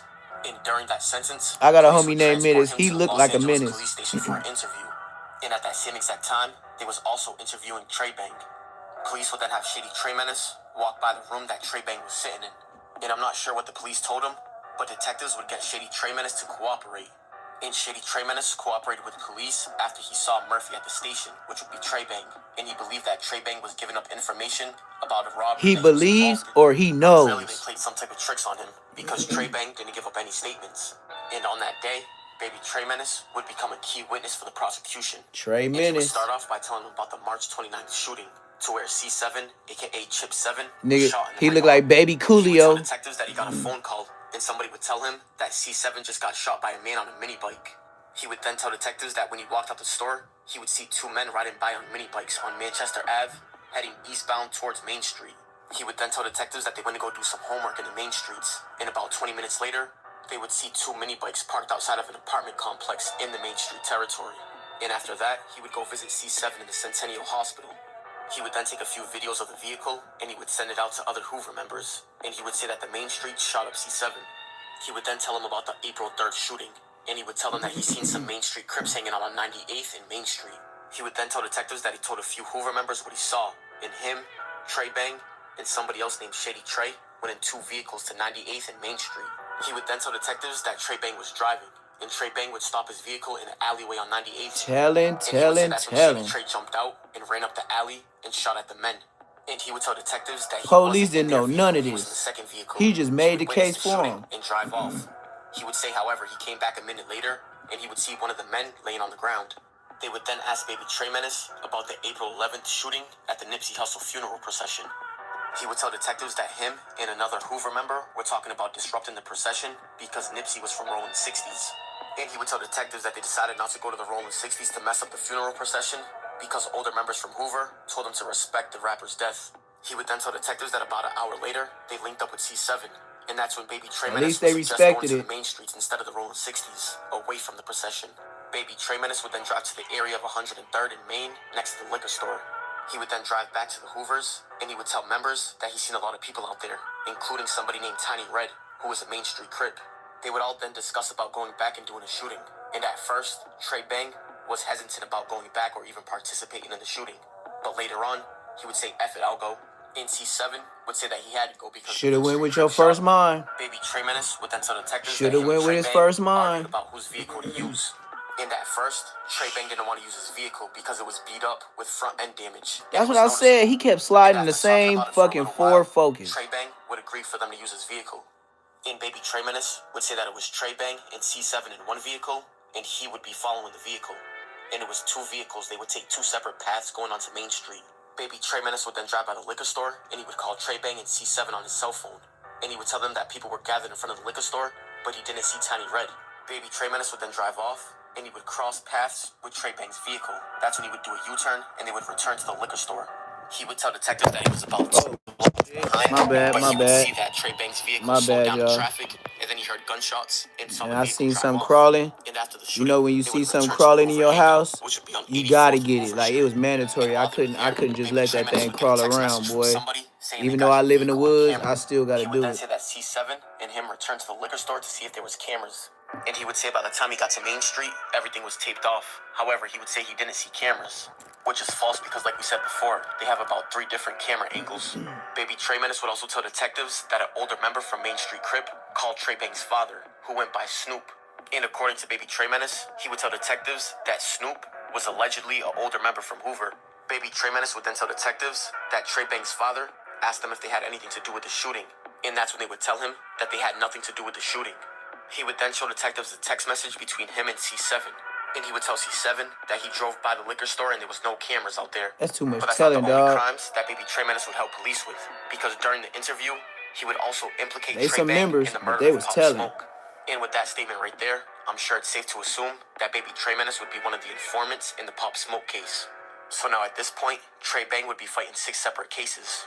1 case for pimping, Sheesh. 2 burglary cases, 1 case for attempted burglary, and 2 murders and 7 attempts, with one of the murders being Pop Smoke. He would then have to sit in the county jail fighting all these cases for a little while. And a few weeks after he was arrested for the murder of Pop Smoke, he would actually be cleared of them charges, and they would drop the charges against him. And he would be the only 1 out of the 5 to have the charges dropped. And after a few months of sitting in the county jail, he would actually have the attempted burglary dismissed due to lack of a speedy trial on January 13th of 2021. He would then have to sit in the county jail for the next almost 2 years fighting these cases. But on Damn. November 2nd of 2022, he would be convicted by a jury and found guilty on every single count of the murder and the attempted murders. And they would give Trey Bang 100 Damn. years to life plus 2 life sentences. Damn. And they would give C7 75 years to life plus 1 life sentence. And like we said, Baby Trey Menace would become a key witness for the prosecution, and he would testify under an immunity agreement. And he would plead to a lesser charge of murder, and they sentenced him to 22 years in prison. And even though Trey Bang was sentenced to 100 years to life plus 2 life sentences, don't forget that he was still fighting 3 other cases, the pimpin' case and the 2 other burglary cases. But on May 5th of 2023, he would actually have the pimpin' case dismissed. But unfortunately for Trey Yeah, Bang, just 3 months they after being in that dismissed it case, because his whatever older brother time would he be was murdered, facing, and he was an man, he aspiring already got rapper, and washed. his They name would was throw it Javante out. I Murphy, would throw it out and he too. was That's a 32 waste years of old at the fight. time of his death. It's a They would waste find of him stuffed resources inside of the a barrel, of the however, community. after the barrel washed up off the coast of Malibu. New details about the man found dead inside a barrel on the beach in Malibu. Today, we know this man's name, and the man we just spoke with was his father. The victim is 32-year-old Javante Murphy. Hours later, we spoke with his dad. I'm looking for answers. I want to know what happened to my baby. Javante Murphy said his son Javante was a good man. He never told me he had no problem with nobody. And unfortunately, it wouldn't stop there for Trey Bang, because just the day after they found his brother dead, his cousin and 3 others would be shot at Manchester Park. And the shooting happened around 11 o'clock at night. And as you can see, all 4 victims were rushed to the hospital, and Murphy's nephew is in critical condition after one of the rounds struck him in his neck. This would be Trey Bang's cousin.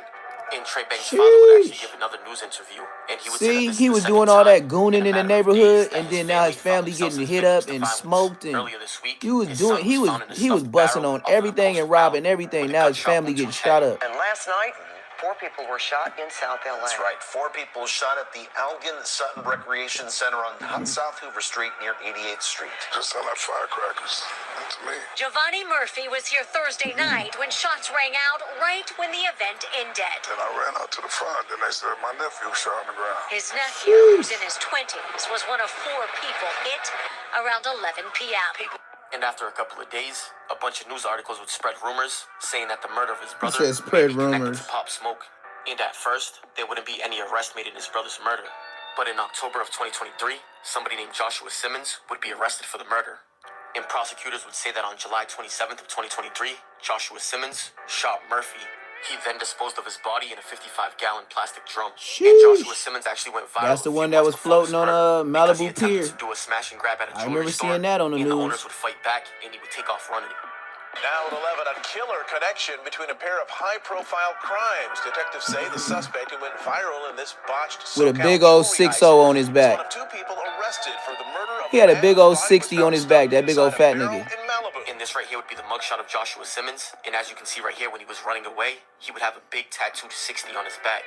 And 1 month after his brother's killer was arrested, he would have one of his burglary cases dismissed on November 6th of 2023. And on his final case, he would take a plea deal, and he would plead guilty to 2 counts of first-degree burglary, and he would have the other 2 counts dismissed. And he would take this plea deal on April 24th of 2024. And on this case, they would pretty much give him 4 years. And as you can see at the bottom total credits, he would have 1,520 days, which would be more than 4 years. And he's eligible for parole in July of 2043. But that right there is going to wrap it up for the story of Trey Bank from 43? Trey Hoover. And I appreciate you guys for tuning in. Comment, like, We barely in 26. Respectable rants. 43. They talking about just 43. Sheesh, we in 2026. Man, that nigga got like 22 years to do. Just? Boy, they be disrespectful on the internet. Just because he didn't get life? 22 years is still a long ass time. What do you mean just? Craziness. Well, next on the agenda, I don't know what y'all seen, but them Black Panthers that's popping out, trying to do due diligence, so-called running the streets. Well, these fools got the boot. The new Black Panthers, or so they call themselves.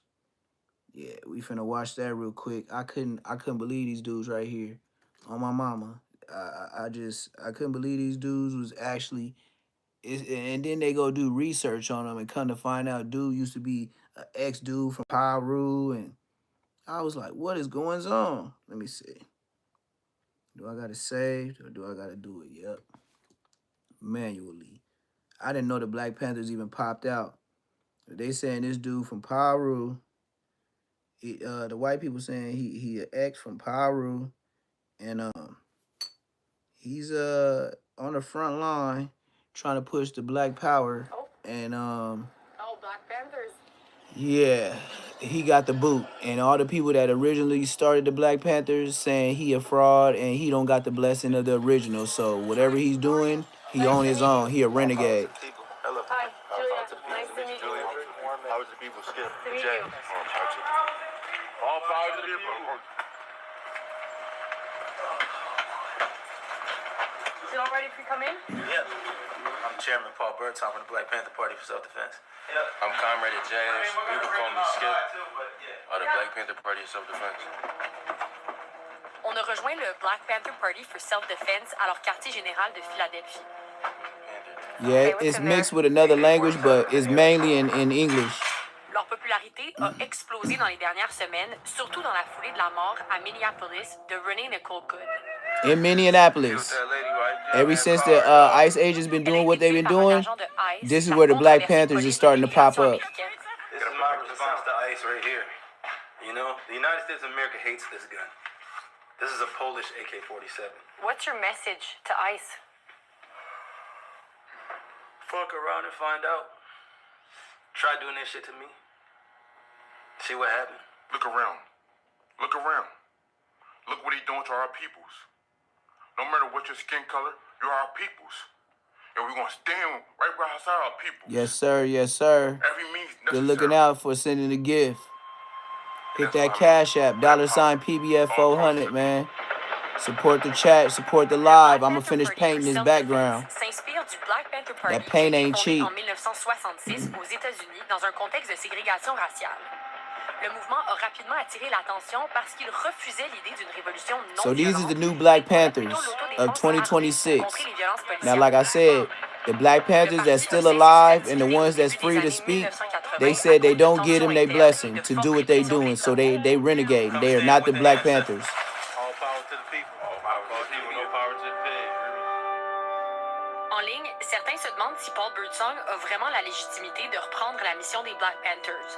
D'autres craignent que son approche mène à des Look how he walking down the street with his pistol. I was in the Bloods. You know what I'm saying? And I knew eventually the revolution was going to catch up to me, but I ran from it for a long time. Il nous a expliqué qu'il a été mentoré par des anciens membres du parti et que c'est eux qui lui ont permis d'utiliser leur logo et leur philosophie dans un état où le port d'armes visible est légal. This is the Black Panther Party for self-defense, right? That for self-defense part is the pinnacle thing. You know what I'm saying? Like, you have to attack us first. You throw one shot at me, I'm throwing 30 at you. Okay, so it's not even eye for eye. It's like eye for... He said, you send one shot at us, we sending 30. Hey, he overboard with it. He overboard with it. This man said, you fire a shot at us, we firing 30. Nah, Donald Trump ain't going for that, bruh. I mean, like we got the right to bear arms and all that, but Trump ain't going for what he talking about. This nigga said, you said one, we gonna send 30. And then he said it like he meant it, like it's just that. Nah, bruh. Man, ICE will get your ass, bruh. It's like, oh my mama, they gonna get you. It's a lifestyle now. 24/7 is a lifestyle. It's a commitment. Commitment. Gotta take an oath. He said an oath. Yeah. Not an oath, And for how an long will we oath. be doing this? For how long will we be doing this? Yeah. Till he died. My grandpa was They sound like the YNs on a like the YNs on a hood vlog. We gonna do this till we die. I mean, that's why I said On phone them grave. Like we can walk in any hood at any given moment, anytime. Look. They love us, literally. So what's the plan now? We're trolling. All right. Watch the channel. Like we said, in your hood, in a hood near you. Listen, yeah. You know what I'm saying? You guys, it's your first day. So brothers is going to make you... These are the new 2026 Black Panthers. But the original Panthers don't give them their blessing. But if you're ready to step to that call, you're tired of this shit and you're ready to actually do something about it, we're going to chisel the fuck out of you. Depuis quelques semaines, et surtout depuis la mort de Renee Nicole Good, les Panthers ont multiplié leur nombre de patrouilles et intensifié leur recrutement. Leur but, c'est de protéger la communauté contre toute forme de violence policière. En campagne électorale, Donald Trump a promis de mener la plus grande vague d'expulsion de migrants de l'histoire des États-Unis. And mind you, these riots is going on right now. As we speak, they going on right now.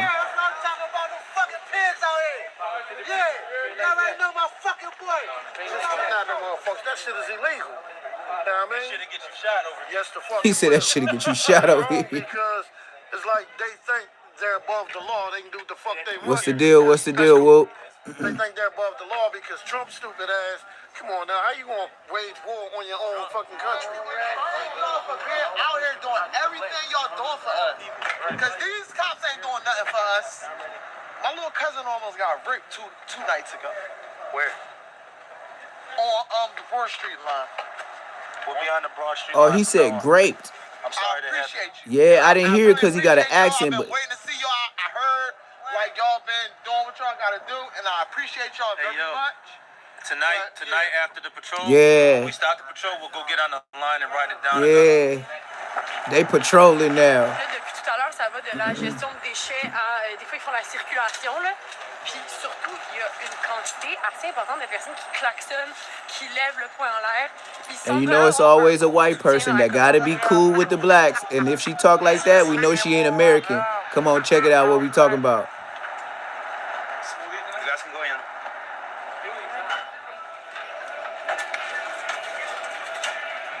Là, c'est le apparemment traditionnel arrêt smoothie. Et après, la patrouille recommence. Je pense que c'est smoothie bleu avec nos prix.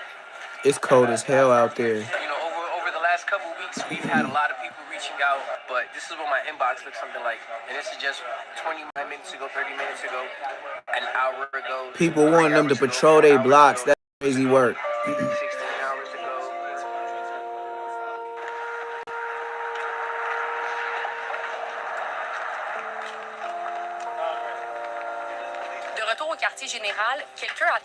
I don't like that reading rainbow music, for real. That make me feel like I'm listening to Mr. Rogers music or something. No one's going to be there to protect us. We have to protect ourselves as well as our loved ones. Because because everything that's happening right now is just, it's just ridiculous and it's out of control. And you have around how many men? Can you tell me, like, approximately? A little under 100. Okay. In Philly. Because I was hearing about ICE recruitment. They, like, tripled their budget. They recruited more than 10,000 people. But that's why you need stuff like this. But then there's escalation, because that's always the question. Do you believe in nonviolent revolution? It's possible, but the threat of violence has to be there. But I mean, if Trump sends like hundreds of ICE agents, are you ready for that? Absolutely. Yeah? Send them.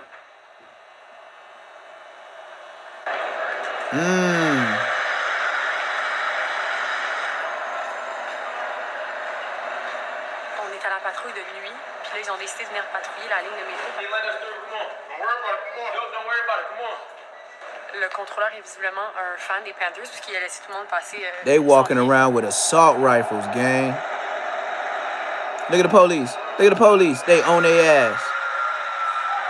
Look, and they went right up the stairs. Wow, the police ran from them.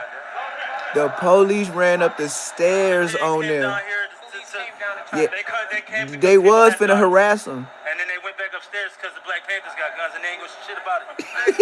No, as soon as they saw who it was, they took off. They don't want to fight, man. They don't want to fight. I swear to God. I ain't never seen the police like they was on them. And then when they see who it was, they went right back up the stairs. À condition de détenir un permis de port d'armes. Oh, Black Panther Party's back. For real. What is you guys' plan? I mean, what's the goal? Hit that like button, hit that subscribe button, hype this up. I thought I was liberated already. Yeah. Well, ICE came on here, like walking on here, because they come on train. So imagine they. No, they just trying to protect the people to where they don't get harassed. Like you know how the old dude got killed. You know what I mean? So, you know, they took the gun from him, then they smoked him. So now they gonna make sure the police don't do that to you, and then if they do, they gonna have enough gun power to go to war with them. You know what I mean? It's not gonna be like somebody just died, like, oh boy, they gonna go to war with them. Which, you know what I mean? You know, they practicing they rights. You know, as long as you got the legal license to carry, you can't do nothing to them. And then you can have the license to publicly carry. You can't do nothing to them. He's the chairman, man. He speak for the people that don't have a voice, man. And you know what I mean? He speak facts, man. For the people that don't defend themselves. Y'all see what's going on? Power to the people. All right. Y'all see what's going on, man?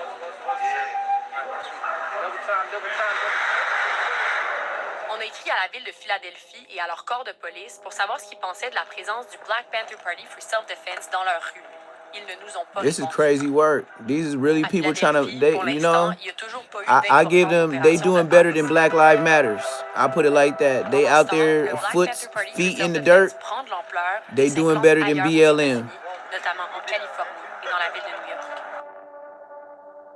Even though they frauds, though. They frauds. They not the original. They are frauds. Is that it? I know that ain't it, gang. Yep. All right. I got another one for y'all. It ain't over. It ain't over, and I'm not finna watch no goddamn, hold up, gang. This shit just playing shit. This shit done went to Compton Rick Rock. I wasn't even playing Compton Rick Rock. It's somebody else. Watch. Bam, bam. Who else? What's that bald head dude name? 2 weeks. No. 7 hours. Okay, quick. White cops with immigrants. Bam, bam. Okay, here we go with Queens Flip.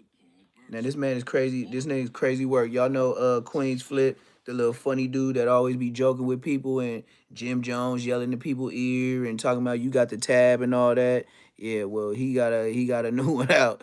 And he went to go talk to these Black Panther folks. So you know he got the jokes. So we gonna see how the Queens nigga go ask him questions about his Black Panther, because we all want to know, is you the real or the fake? And we all heard they the fake. We didn't heard the real ones say they the fake. So Queens Flip, you already know how he get down.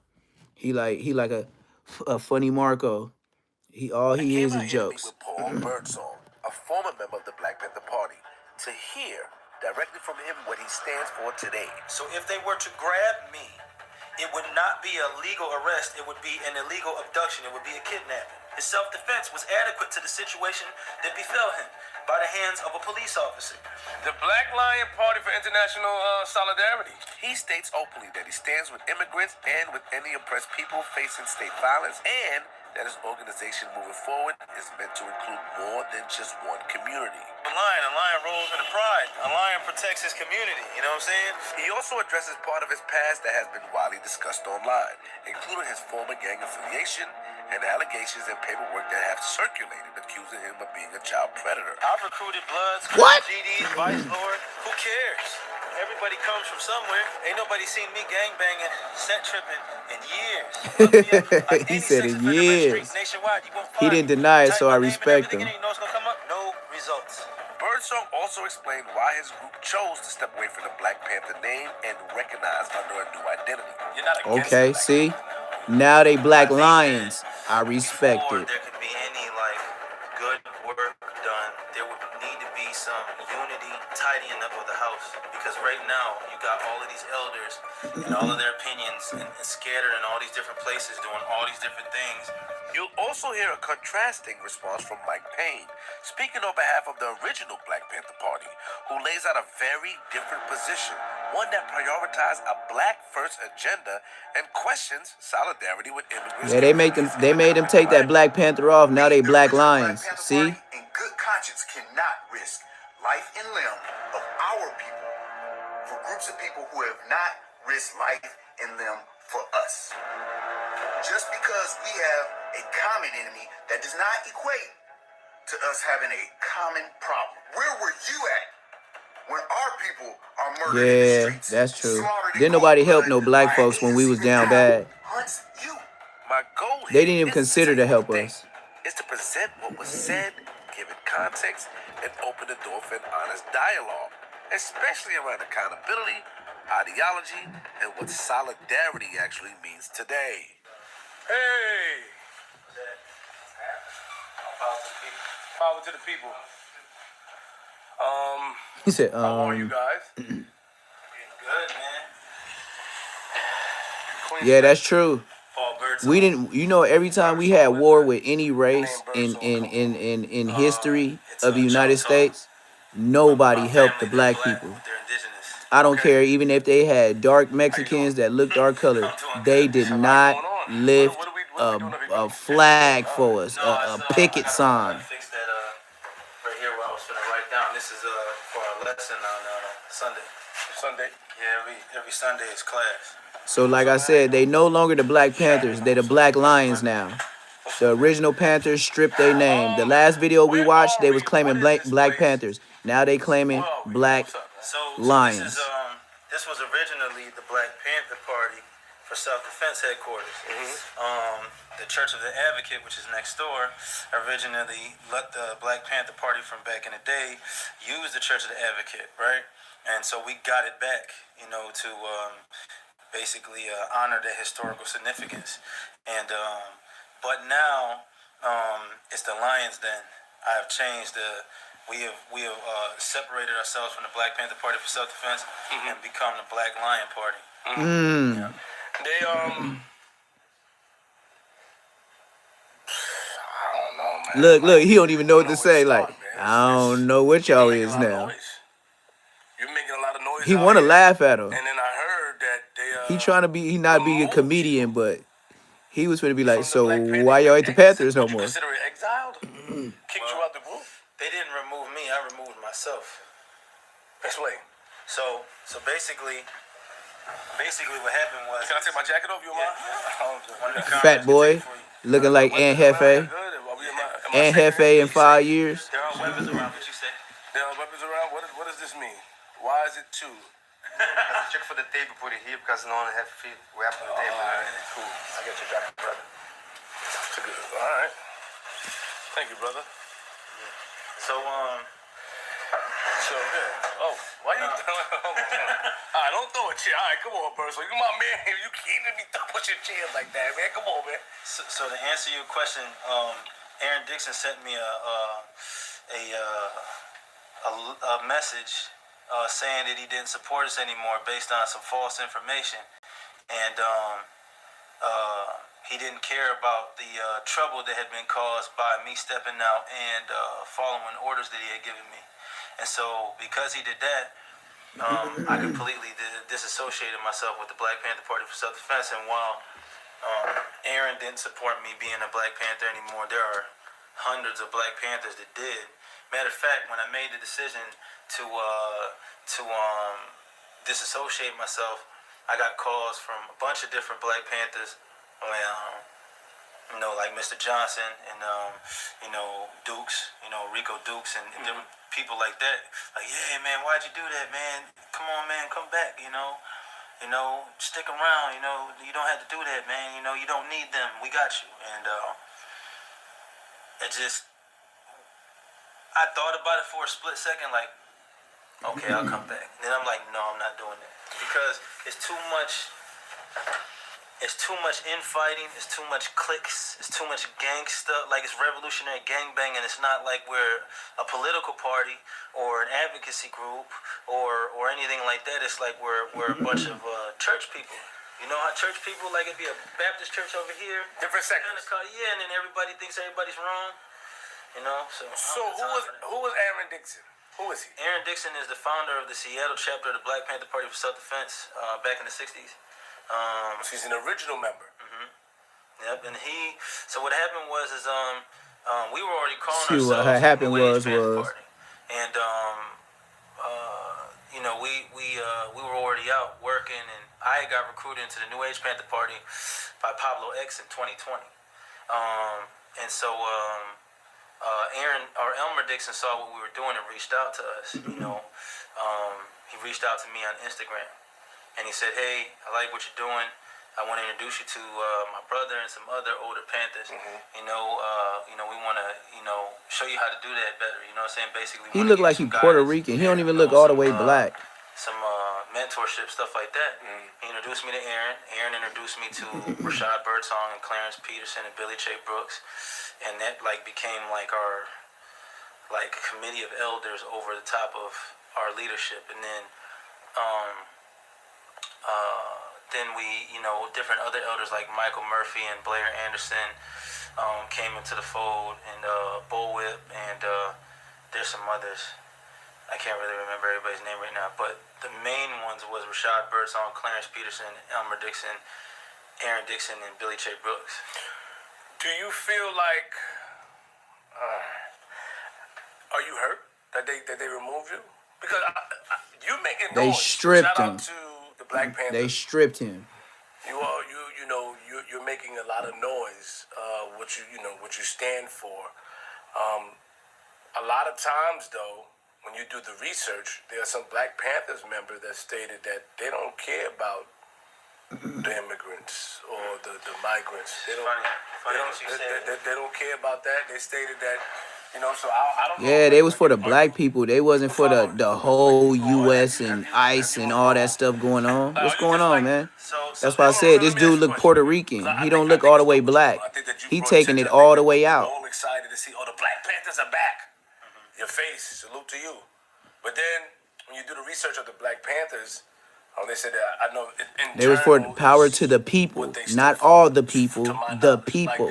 The community, Black people being abused by law enforcement and white people, and that's what I remember. I don't know if I'm wrong.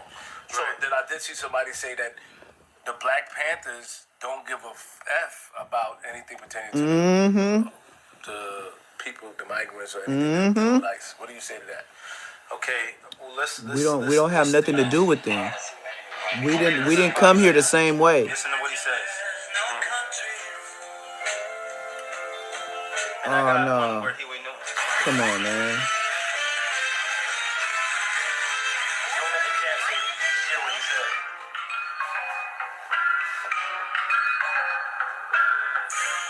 What the hell? Yeah, I ain't finna be listening to all that. That stuff is so high. But like I said, old boy right here from New York, man, he is a comedian. But I know he came to like low key roast him because he did get the boot. He was the way he was banging Black Panthers and how he had everybody. He was on news, all type of stuff. I used to see him on the news, and this was within the past like week or so since everybody been getting bust down and by ICE agents, and he just popped up out of nowhere. And I'm talking about you'll see him on Instagram, be like, damn, who is this dude? Just boom out of nowhere. You ain't seen him from nothing, no how. But that Black Panther thing, he was very smart in doing that. But when he did that, just as soon as he got that boost of fame, he got booted out. So now, like I said, he looked Puerto Rican. Black Panthers was strictly for power to the people, not the peoples. That's where he got it confused. He started bringing the peoples because he looked like he mixed with the peoples, but he's not power to the people. Feel me? So I get it though, but it wasn't extended that far. Our arms wasn't open that wide. Our arms was open to our peoples. It wasn't open to the world. We wasn't trying to be Jesus Christ.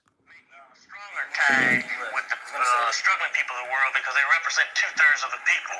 The colonized world or the developing countries are also the colored world, and American imperialism is implicated in all of those puppet governments that control these developing countries. In other words, if America withdraws its support from Greece, that Greek regime will fall.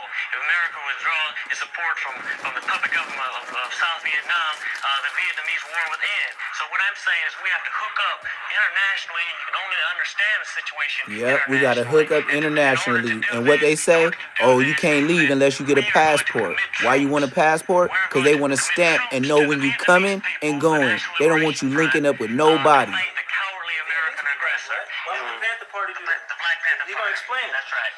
Now, when are you going to do that?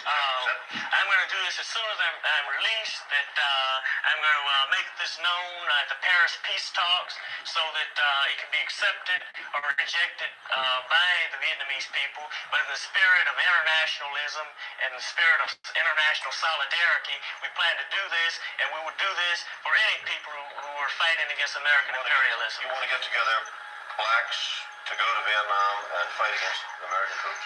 We want to get revolutionary people to go to Vietnam. I hope some weathermen go also. He said, I As hope far some as, weathermen the go party, also. We don't think in terms really of black and white. We only think of that when we try to analyze American society, which is a racist society. But we're internationalists. We're anti-racist. We're not even. What did he just say? I got you. He said we're not net. He said we're not. I got it. Both of them specifically mentioned we are not black nationalists. They both specifically said we are internationalists. So for everybody who's saying that the Black Panther Party's ideology is not about everybody else and that's not our business, well then why was Huey Newton trying to send Black Panther members to Vietnam to fight the U.S. on behalf of the Vietnamese? Why was he trying to go to the Paris Accords to announce it? Why did he say that? Why did Bobby Seale say we don't believe in nationalism because nationalism is acquiesce to superiority and superiority is acquiesce to racism? Why did he say that if that's not what he meant? Was he lying? But he also stated that it's only black and white when it comes to America. He stated, and we are in America. Yeah, We're not it the only is. ones here. We the only ones stand on black and white. I got Other countries, they don't care about no damn black and Let's white. talk about Black Panther mechanics, right? The mechanics of the party was intercommunalism, and here how I'm gonna break that down, right? Not only did Huey Newton, not only did he stand with them, but when Huey Newton was locked up, it was white people, Mexican people, Dominican people, Puerto Rican people, Vietnamese people, Japanese people. They rallied up and made over 10,000 people strong to get him out of prison. When Bobby Seale went to prison, it was also that mixed group of people that got him out of prison. When Fred Hampton Sr. created the Rainbow Coalition, the first two groups he went to Puerto Ricans, the Young Lords, and he went to the Young Patriots, which was a white racist group at first. And he even, I remember talking to High Thurman. I hate the way he breathe when he talk, man. I don't like the way he take that breath. I hate You that know, sound. you only care about your people. You only care about your people. But that's good. We can use that. You know what I'm saying? That breathing in the background, he be like, he be doing that Bosco shit. High Thurman. Yeah, still alive. Yeah, he's still alive. I could call him right now. So I'm just saying that it was never a situation. Somebody better get that boy Who a are the three asthma most pump. iconic Black Panthers ever in history? You got Huey Newton, without a doubt. Bobby Seale, without a doubt, and Fred Hampton, without a doubt. Okay, all three of them believed in intercommunalism. All three of them believed in internationalism. All three of them united people from all different races to stand together and fight on multiple occasions that are irrefutable. This stuff is documented. So, okay, so then what do you think the problem is now? And who first of all, who is currently in charge? Who makes the decisions for the Black Panthers? Nobody. So the last chairman before Pablo X, and Pablo X was the chairman of the New Age Panther Party. Then when we got permission to be the Black Panther Party for Self-Defense, he was the chairman, and then the elders wanted me to be the chairman. So that's how that happened. Right now, their last back in the day. Look at the way he rubbing his head, listening to his story. I don't like the way he be doing stuff. He be roasting, like the way he rubbing his chin and rubbing his eyes. He like, man, this nigga's on bullshit. And then before her, it was Bobby. He just letting them talk, but he want to roast them bad. You got Aaron and the group of Panthers that he's associated with closely doing what they're doing. You got Shep and BJ and Bo Whip and the Panthers in New York doing what they're doing, and then you got the Panthers in LA doing what they're doing, and you got different Panthers across the country. There's a brother in Florida that tried to reach out to me, and Aaron was like, we're not talking to him, and didn't want me to entertain him trying to reach out to me. But there's Panthers in Florida that was trying to connect with us and work with us, original 60s Panthers, and apparently the other Panthers around the nation don't really deal with them. And so they're all segmented and fragmented, and there's no real core base of unity, there's no leader of them all. So there's no more chairman of the Black Panthers, of all the chapters. It's not. Nope. And me being the chairman, I was the chairman of all of the chapters that out of 33. If there was chairmans, it would be the ones in prison, and the ones in prison don't want to claim it no more because they're gonna do them like Larry Hoover. And I was the chairman of all 17 of those. Now somebody said, what gives you the right to be the chairman of all the different Black Panther groups? I don't know where they got that from. I never said I was the chairman of the new Black Panther Party, the new Africa Black Panther Party, the Revolutionary, all these different Black Panthers. I don't know who their leadership is. I know who the leadership is in the organization that I was part of, under the guidance and mentorship of Aaron, Billy, Elmer, Rashad, Clarence. You know what I'm saying? Do you think that they made a mistake? Do you think that the people that made this decision made a mistake? Because to a lot of people, they'll say that we should have this guy on our side instead of against us. I'm not saying that you're not against the Black Panthers now, are you? No. But are you on their side? Come on, person, don't do it. I would say that there are Panther groups that I would work with, but as a whole, I think that before there can be any good work done on a consistent basis that is impactful on a large scale, benefiting everyone, I think that there would need to be some unity, and there would need to be some tidying up of the house, because right now you got all of these elders and all of their opinions and scattered in all these different places doing all these different things, and you got some saying you could be Black Panthers and some saying nobody could be Black Panthers, and they don't communicate with one another. When they the feds picked them apart. Why would they? We could be Black Panthers. Aaron didn't communicate that to all the other Black Panthers. So you got all these Black Panthers who were like, where the hell did these cats come from? And rightfully so. I understand their concern, but that's not my fault. If I recruit Ra, right, then it's my job to talk to Shadow and be like, yo, I recruited Ra. So when Ra's walking we got the boy in Hefe. I guess he just got into it with Snoopy Badass. doing the whole thing now, you know what I'm saying? Hold on. Yes, sir. We got Hefe. Hefe don't matter what the check say, just got into it with Snoopy Sassy Ass. This last video. Good old big deal with the good old people, man. It's your boy Young and Hefe. Don't care about number with the checks. Man, my thing is I ain't gonna lie to you. My tablet was playing the old video with and Hefe at the same time. Check this out.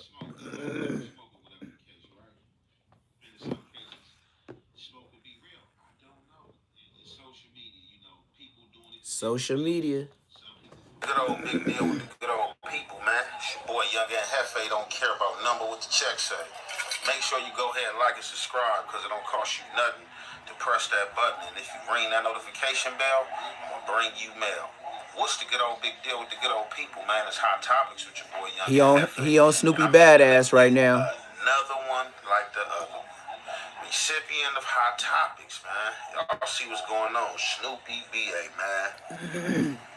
So, a few days ago, right, I've seen a few content creators, you know what I'm saying, going at Snoopy BA or whatever the case may be. And I could tell that it was some profound language that was spoken and some derogatory things that was being said because just the energy that the content was radiating, you know what I'm saying, in the algorithm was crazy. You know what I'm saying? I could see the smoke, the steam being blown in the madness, you feel me? So I really didn't tap into it, you feel me? Although, you know, social media, that's what they usually like to do.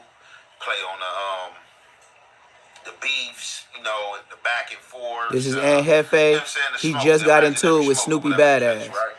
And in some cases, the smoke could be real. I don't know. It's social media, you know, people doing it for different reasons. Some people for real. Some people have their reality and some people have social media. And I'm starting to see that a lot of, like, clown activity is going on and a lot of people who's supposed to live in reality, you know, is allowing social media to merge with their reality and allowing social media to madden them and get them spurts in places they shouldn't and wouldn't want to. You walk in that park, now, try to prove something to whack. This that I seen from BA, as we all seeing, is very controversial, and I don't know if is this rhythm or people going, or what the case may be, but I got my opinion, and my opinion definitely varies different from these guys on social media, and it just is what it is. We all, you know, have similar backgrounds, whatever the case may be, but for some reason it just seemed that, you know, we all choose to hold near what we want to hold, and, you know, just the rest is, I guess, is all for the love of social media, right? Because, well, that's something else. We gonna stay the course with Snoopy BA. Now, Snoopy BA, right? He's a Gemini. And I, myself, as being a Gemini, is not making no excuse for nothing that was said because this is very out of pocket. And this is high stupidity. Now, I see the laughing faces and the crying faces, so, you know, I'm going to go the route in thinking that Snoopy BA is just putting on a show in orderly Gemini fashion. And you shouldn't play with certain things, but like I said, I gotta keep it real. In social media realm, you don't know like what to play with and not to play with, who to keep it real with and not to keep it real with, because like dudes just have their different things and different niches that set them ablaze and get them mad. And you would just think, you know, common sense is common sense amongst everybody, that people are practice is proper etiquette, but it don't seem like it be being practiced. But when people get mad or things that seems to, you know, poke at them, it's placed on Front Street. Now, we all know Kanye West, another Gemini that people can point out that it came out at point of times and said things that was very controversial that people didn't like. No, he said things that was gay. You know, he stood on how he felt and he stood on his stance. We got Tupac as another Gemini, you know, who's very vulgar and was very vocal. And, you know, his tenacity and his Gemini spirit cost him his life. You know what I'm saying? We had Biggie Smalls, we got Trump, we can go on. I throw these persons out there and these character traits because Geminis will say some off-the-wall ish that don't make no sense at sometimes to people who aren't Geminis. And sometimes the Geminis like, man, like, I'm rocking, but what bro on, or whatever the case may be. And this is one of those situations where I'm like, man, what is Snoopy B.A. doing? And I caught wind of this from a Latino page, you know what I'm saying, from Hater World. You know what I'm saying? And I'm like, whoa, man, I thought it was a fluke, AI, somebody playing, but man, this is not a game, man. Like, this is how Snoopy B.A. feel. So we about to drop the rest of this content, and y'all already know, man, it's the halfway and the half effect, man. We gonna commentate.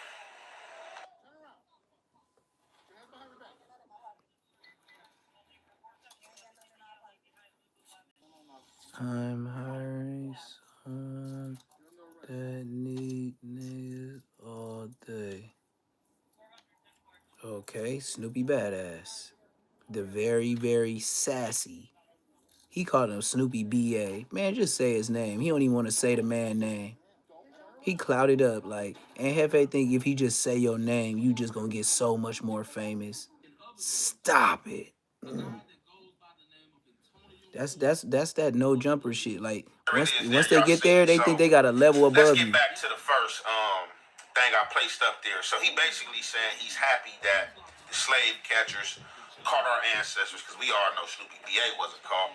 So he's saying, you know, if you have any bloodline that race back to the ancestry of those that came from Africa and was captured and stuff like that, he's thanking them.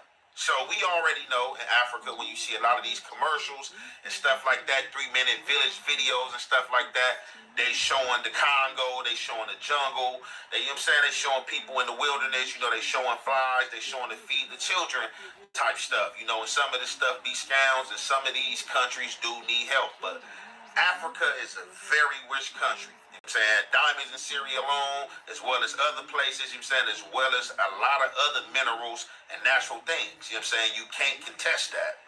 So that's why I'm saying I know Snoopy B.A. He know that the thought and which he placed out there, the stuff he placing out there, some of this stuff is not true, definitely. None of this stuff is not true. I don't know what I'm tripping off of, tomorrow some of this stuff is not true. This is definitely not true with this Africa thing. Do they got spots like that? Yeah, they got it downtown LA. People living on Skid Row, out their minds, shooting drugs, you know what I'm saying? Mental, you know what I'm saying? It's all over the place. So everywhere in the world, you know what I'm saying? I'm pretty sure they got a slums or got a place that you can call what, the bottom or something like that. You feel me? Now, The trenches. it's just crazy because, like, yeah, this is crazy. Like, BA, bro, like, what's going on, man? Like, Clout. what's You going know on what's going mentally? on. Like, Just this say it. gots to be a joke. It's the clout. This definitely The gotta shock be a joke. reaction. This The Africa, Charleston slave White. stuff, and, The poetic you know, the generations flacos. being saved The because whack slave catchers went 100s. over there. This has to be a joke. This is Snoopy B.A. I'm thinking wanting some attention. You can't feel like this. You can't feel It's like for the this shock about your value. people. It's internet clouting. You gotta know be what it confused, is. and I know you got some sense. Now, I know how Geminis get. You know what I'm saying? When Geminis feel like they back against the wall, or people playing games, you know what I'm saying, they gonna bomb first. You know what I'm saying? It's like Tupac's song, you know what I'm saying? Bomb first, you know what I'm saying? Against all Tupac, odds, all not that. Tupac. So, I'm just not understanding him going for the race. Now, I'm saying this is social media, so the Social controversial things, media. clickbait, that's what do the numbers. And I'm pretty sure with him saying this, if I missed out on something, the interview is going to start rolling in. The interview is definitely going to start pouring in because people, you know what I'm saying, are going to want to take a shot at this and want to place him on a platform to make a mockery. You know what I'm saying? As a guy that's an African American, if I serve myself correct, you know what I'm saying? Because some people look the same, speak the same dialect, don't mean they're the same, you know what I'm saying? But if he is black and of African American dialect, as I'm think he's saying, then, you know, a lot of people is definitely going to want to exploit this stupidity, bro. Now, something that I did give some belief to, because this is his opinion, is him saying that he's going to hire some Mexicans and or some Serranios. You know what I'm saying? That's been gunning at blacks their whole life or whatever the case may be. You know what I'm saying? We got something in common. We don't like blacks and we've been going at them our whole life. Now, that's not too far-fetched because I see that every day out here amongst common gang members. You know what I'm saying? Two black gangs beef. You know what I'm saying? They don't bother the Mexicans, you know what I'm saying? I always talk about the Mexicans, not being bothered, you know what I'm saying, unless that black gang beef with them. But black problems is black problems. So like I said, that ain't far-fetched him. Like, let's just say if he wanted to like target some of these Southsider gangs that are known to be racial barriers or known to push, you know what I'm saying, black killer or something like that. I don't think that's too far-fetched, him trying to click up with them like, hey, we got something in common. They gonna probably still be looking at him crazy like, man, what is you talking about, Snoopy? Be all right, fool. Like, hey, for sure, fool, you eliminating your own. It's good, fool. You know what I'm saying? Whatever the case may be. But, man, I'm going, you know what I'm saying, for the controversial part. You feel me? That, and I know how Geminis get, and even Kanye, even in, him feeling the way that he feel, he know what's going to be controversial and what's going to stick, you know what I'm saying, in his mind. And, I think Snoopy BA is just like, taking a page out his book, and saying what he's saying and trying to stand on it, you feel me, and taking all the controversy and everything that comes with it, getting some interviews, trying to make some money and stuff like that, man. But when I seen this, I was like, this is crazy, man. It's a cold game. One thing Snoopy Badass gonna do, I'll close it out with this. Snoopy Badass gonna do whatever he gotta do to stay relevant. Since Munchie B ain't going back and forth with him, since they ain't posting each other and tattletelling to YouTube, turning in paperwork, that's the only reason why you get struck. You telling somebody on somebody else. Other than that, if Munchie B ain't screaming his name, it's pretty much Snoopy Badass lost in the sauce. That's all he's screaming about. Yeah, I want to have a sit down with Munchie B because he going to string that out for the whole 2026. He going to run every video back, talk about it some more and some more. Munchie B going to do the same thing. He's going to turn into an Aunt Hefe and whack 100 all over again. These dudes know. Once you get in the content world, it's about who talking the best, who can persuade, and then at the end of the day, the numbers don't lie. I mean, if they watching you, they watching you. If they not, they not. So the numbers don't lie, and they know it's all about numbers. But like I said, since it's all about numbers in this game and YouTube and who got the most numbers, most subscribers, man, they gonna do whatever they can to hide and save their ass at No Jumper. If you go to No Jumper, just like I said, man, you been busterfied. Get ready for the back door. Get ready for the sneak diss. Get ready for your homies to be sending shots at you, talking about, you ain't from the hood no more and we looking for them and this, and that. Just know that's coming. Or at the end of the day, go ahead and get a Rico like Brick Baby, Loose Cannon, and Big U. That's all it is. So, hey, it's been 2 hours plus on this live once again. Did about 2 hours plus this morning on a live. So thank y'all for chilling with Neptune Lagoon on Say Less Moments TV. Make sure you like, comment, subscribe. Make sure you hit that notification bell. And as always, I pops back up. I will be up in the AM, so get ready for me. About like 5 or 6 a.m. for everybody. And that's for real, for real. So make sure you like, comment, subscribe, hit that notification bell, hype this thing up, and I'm out.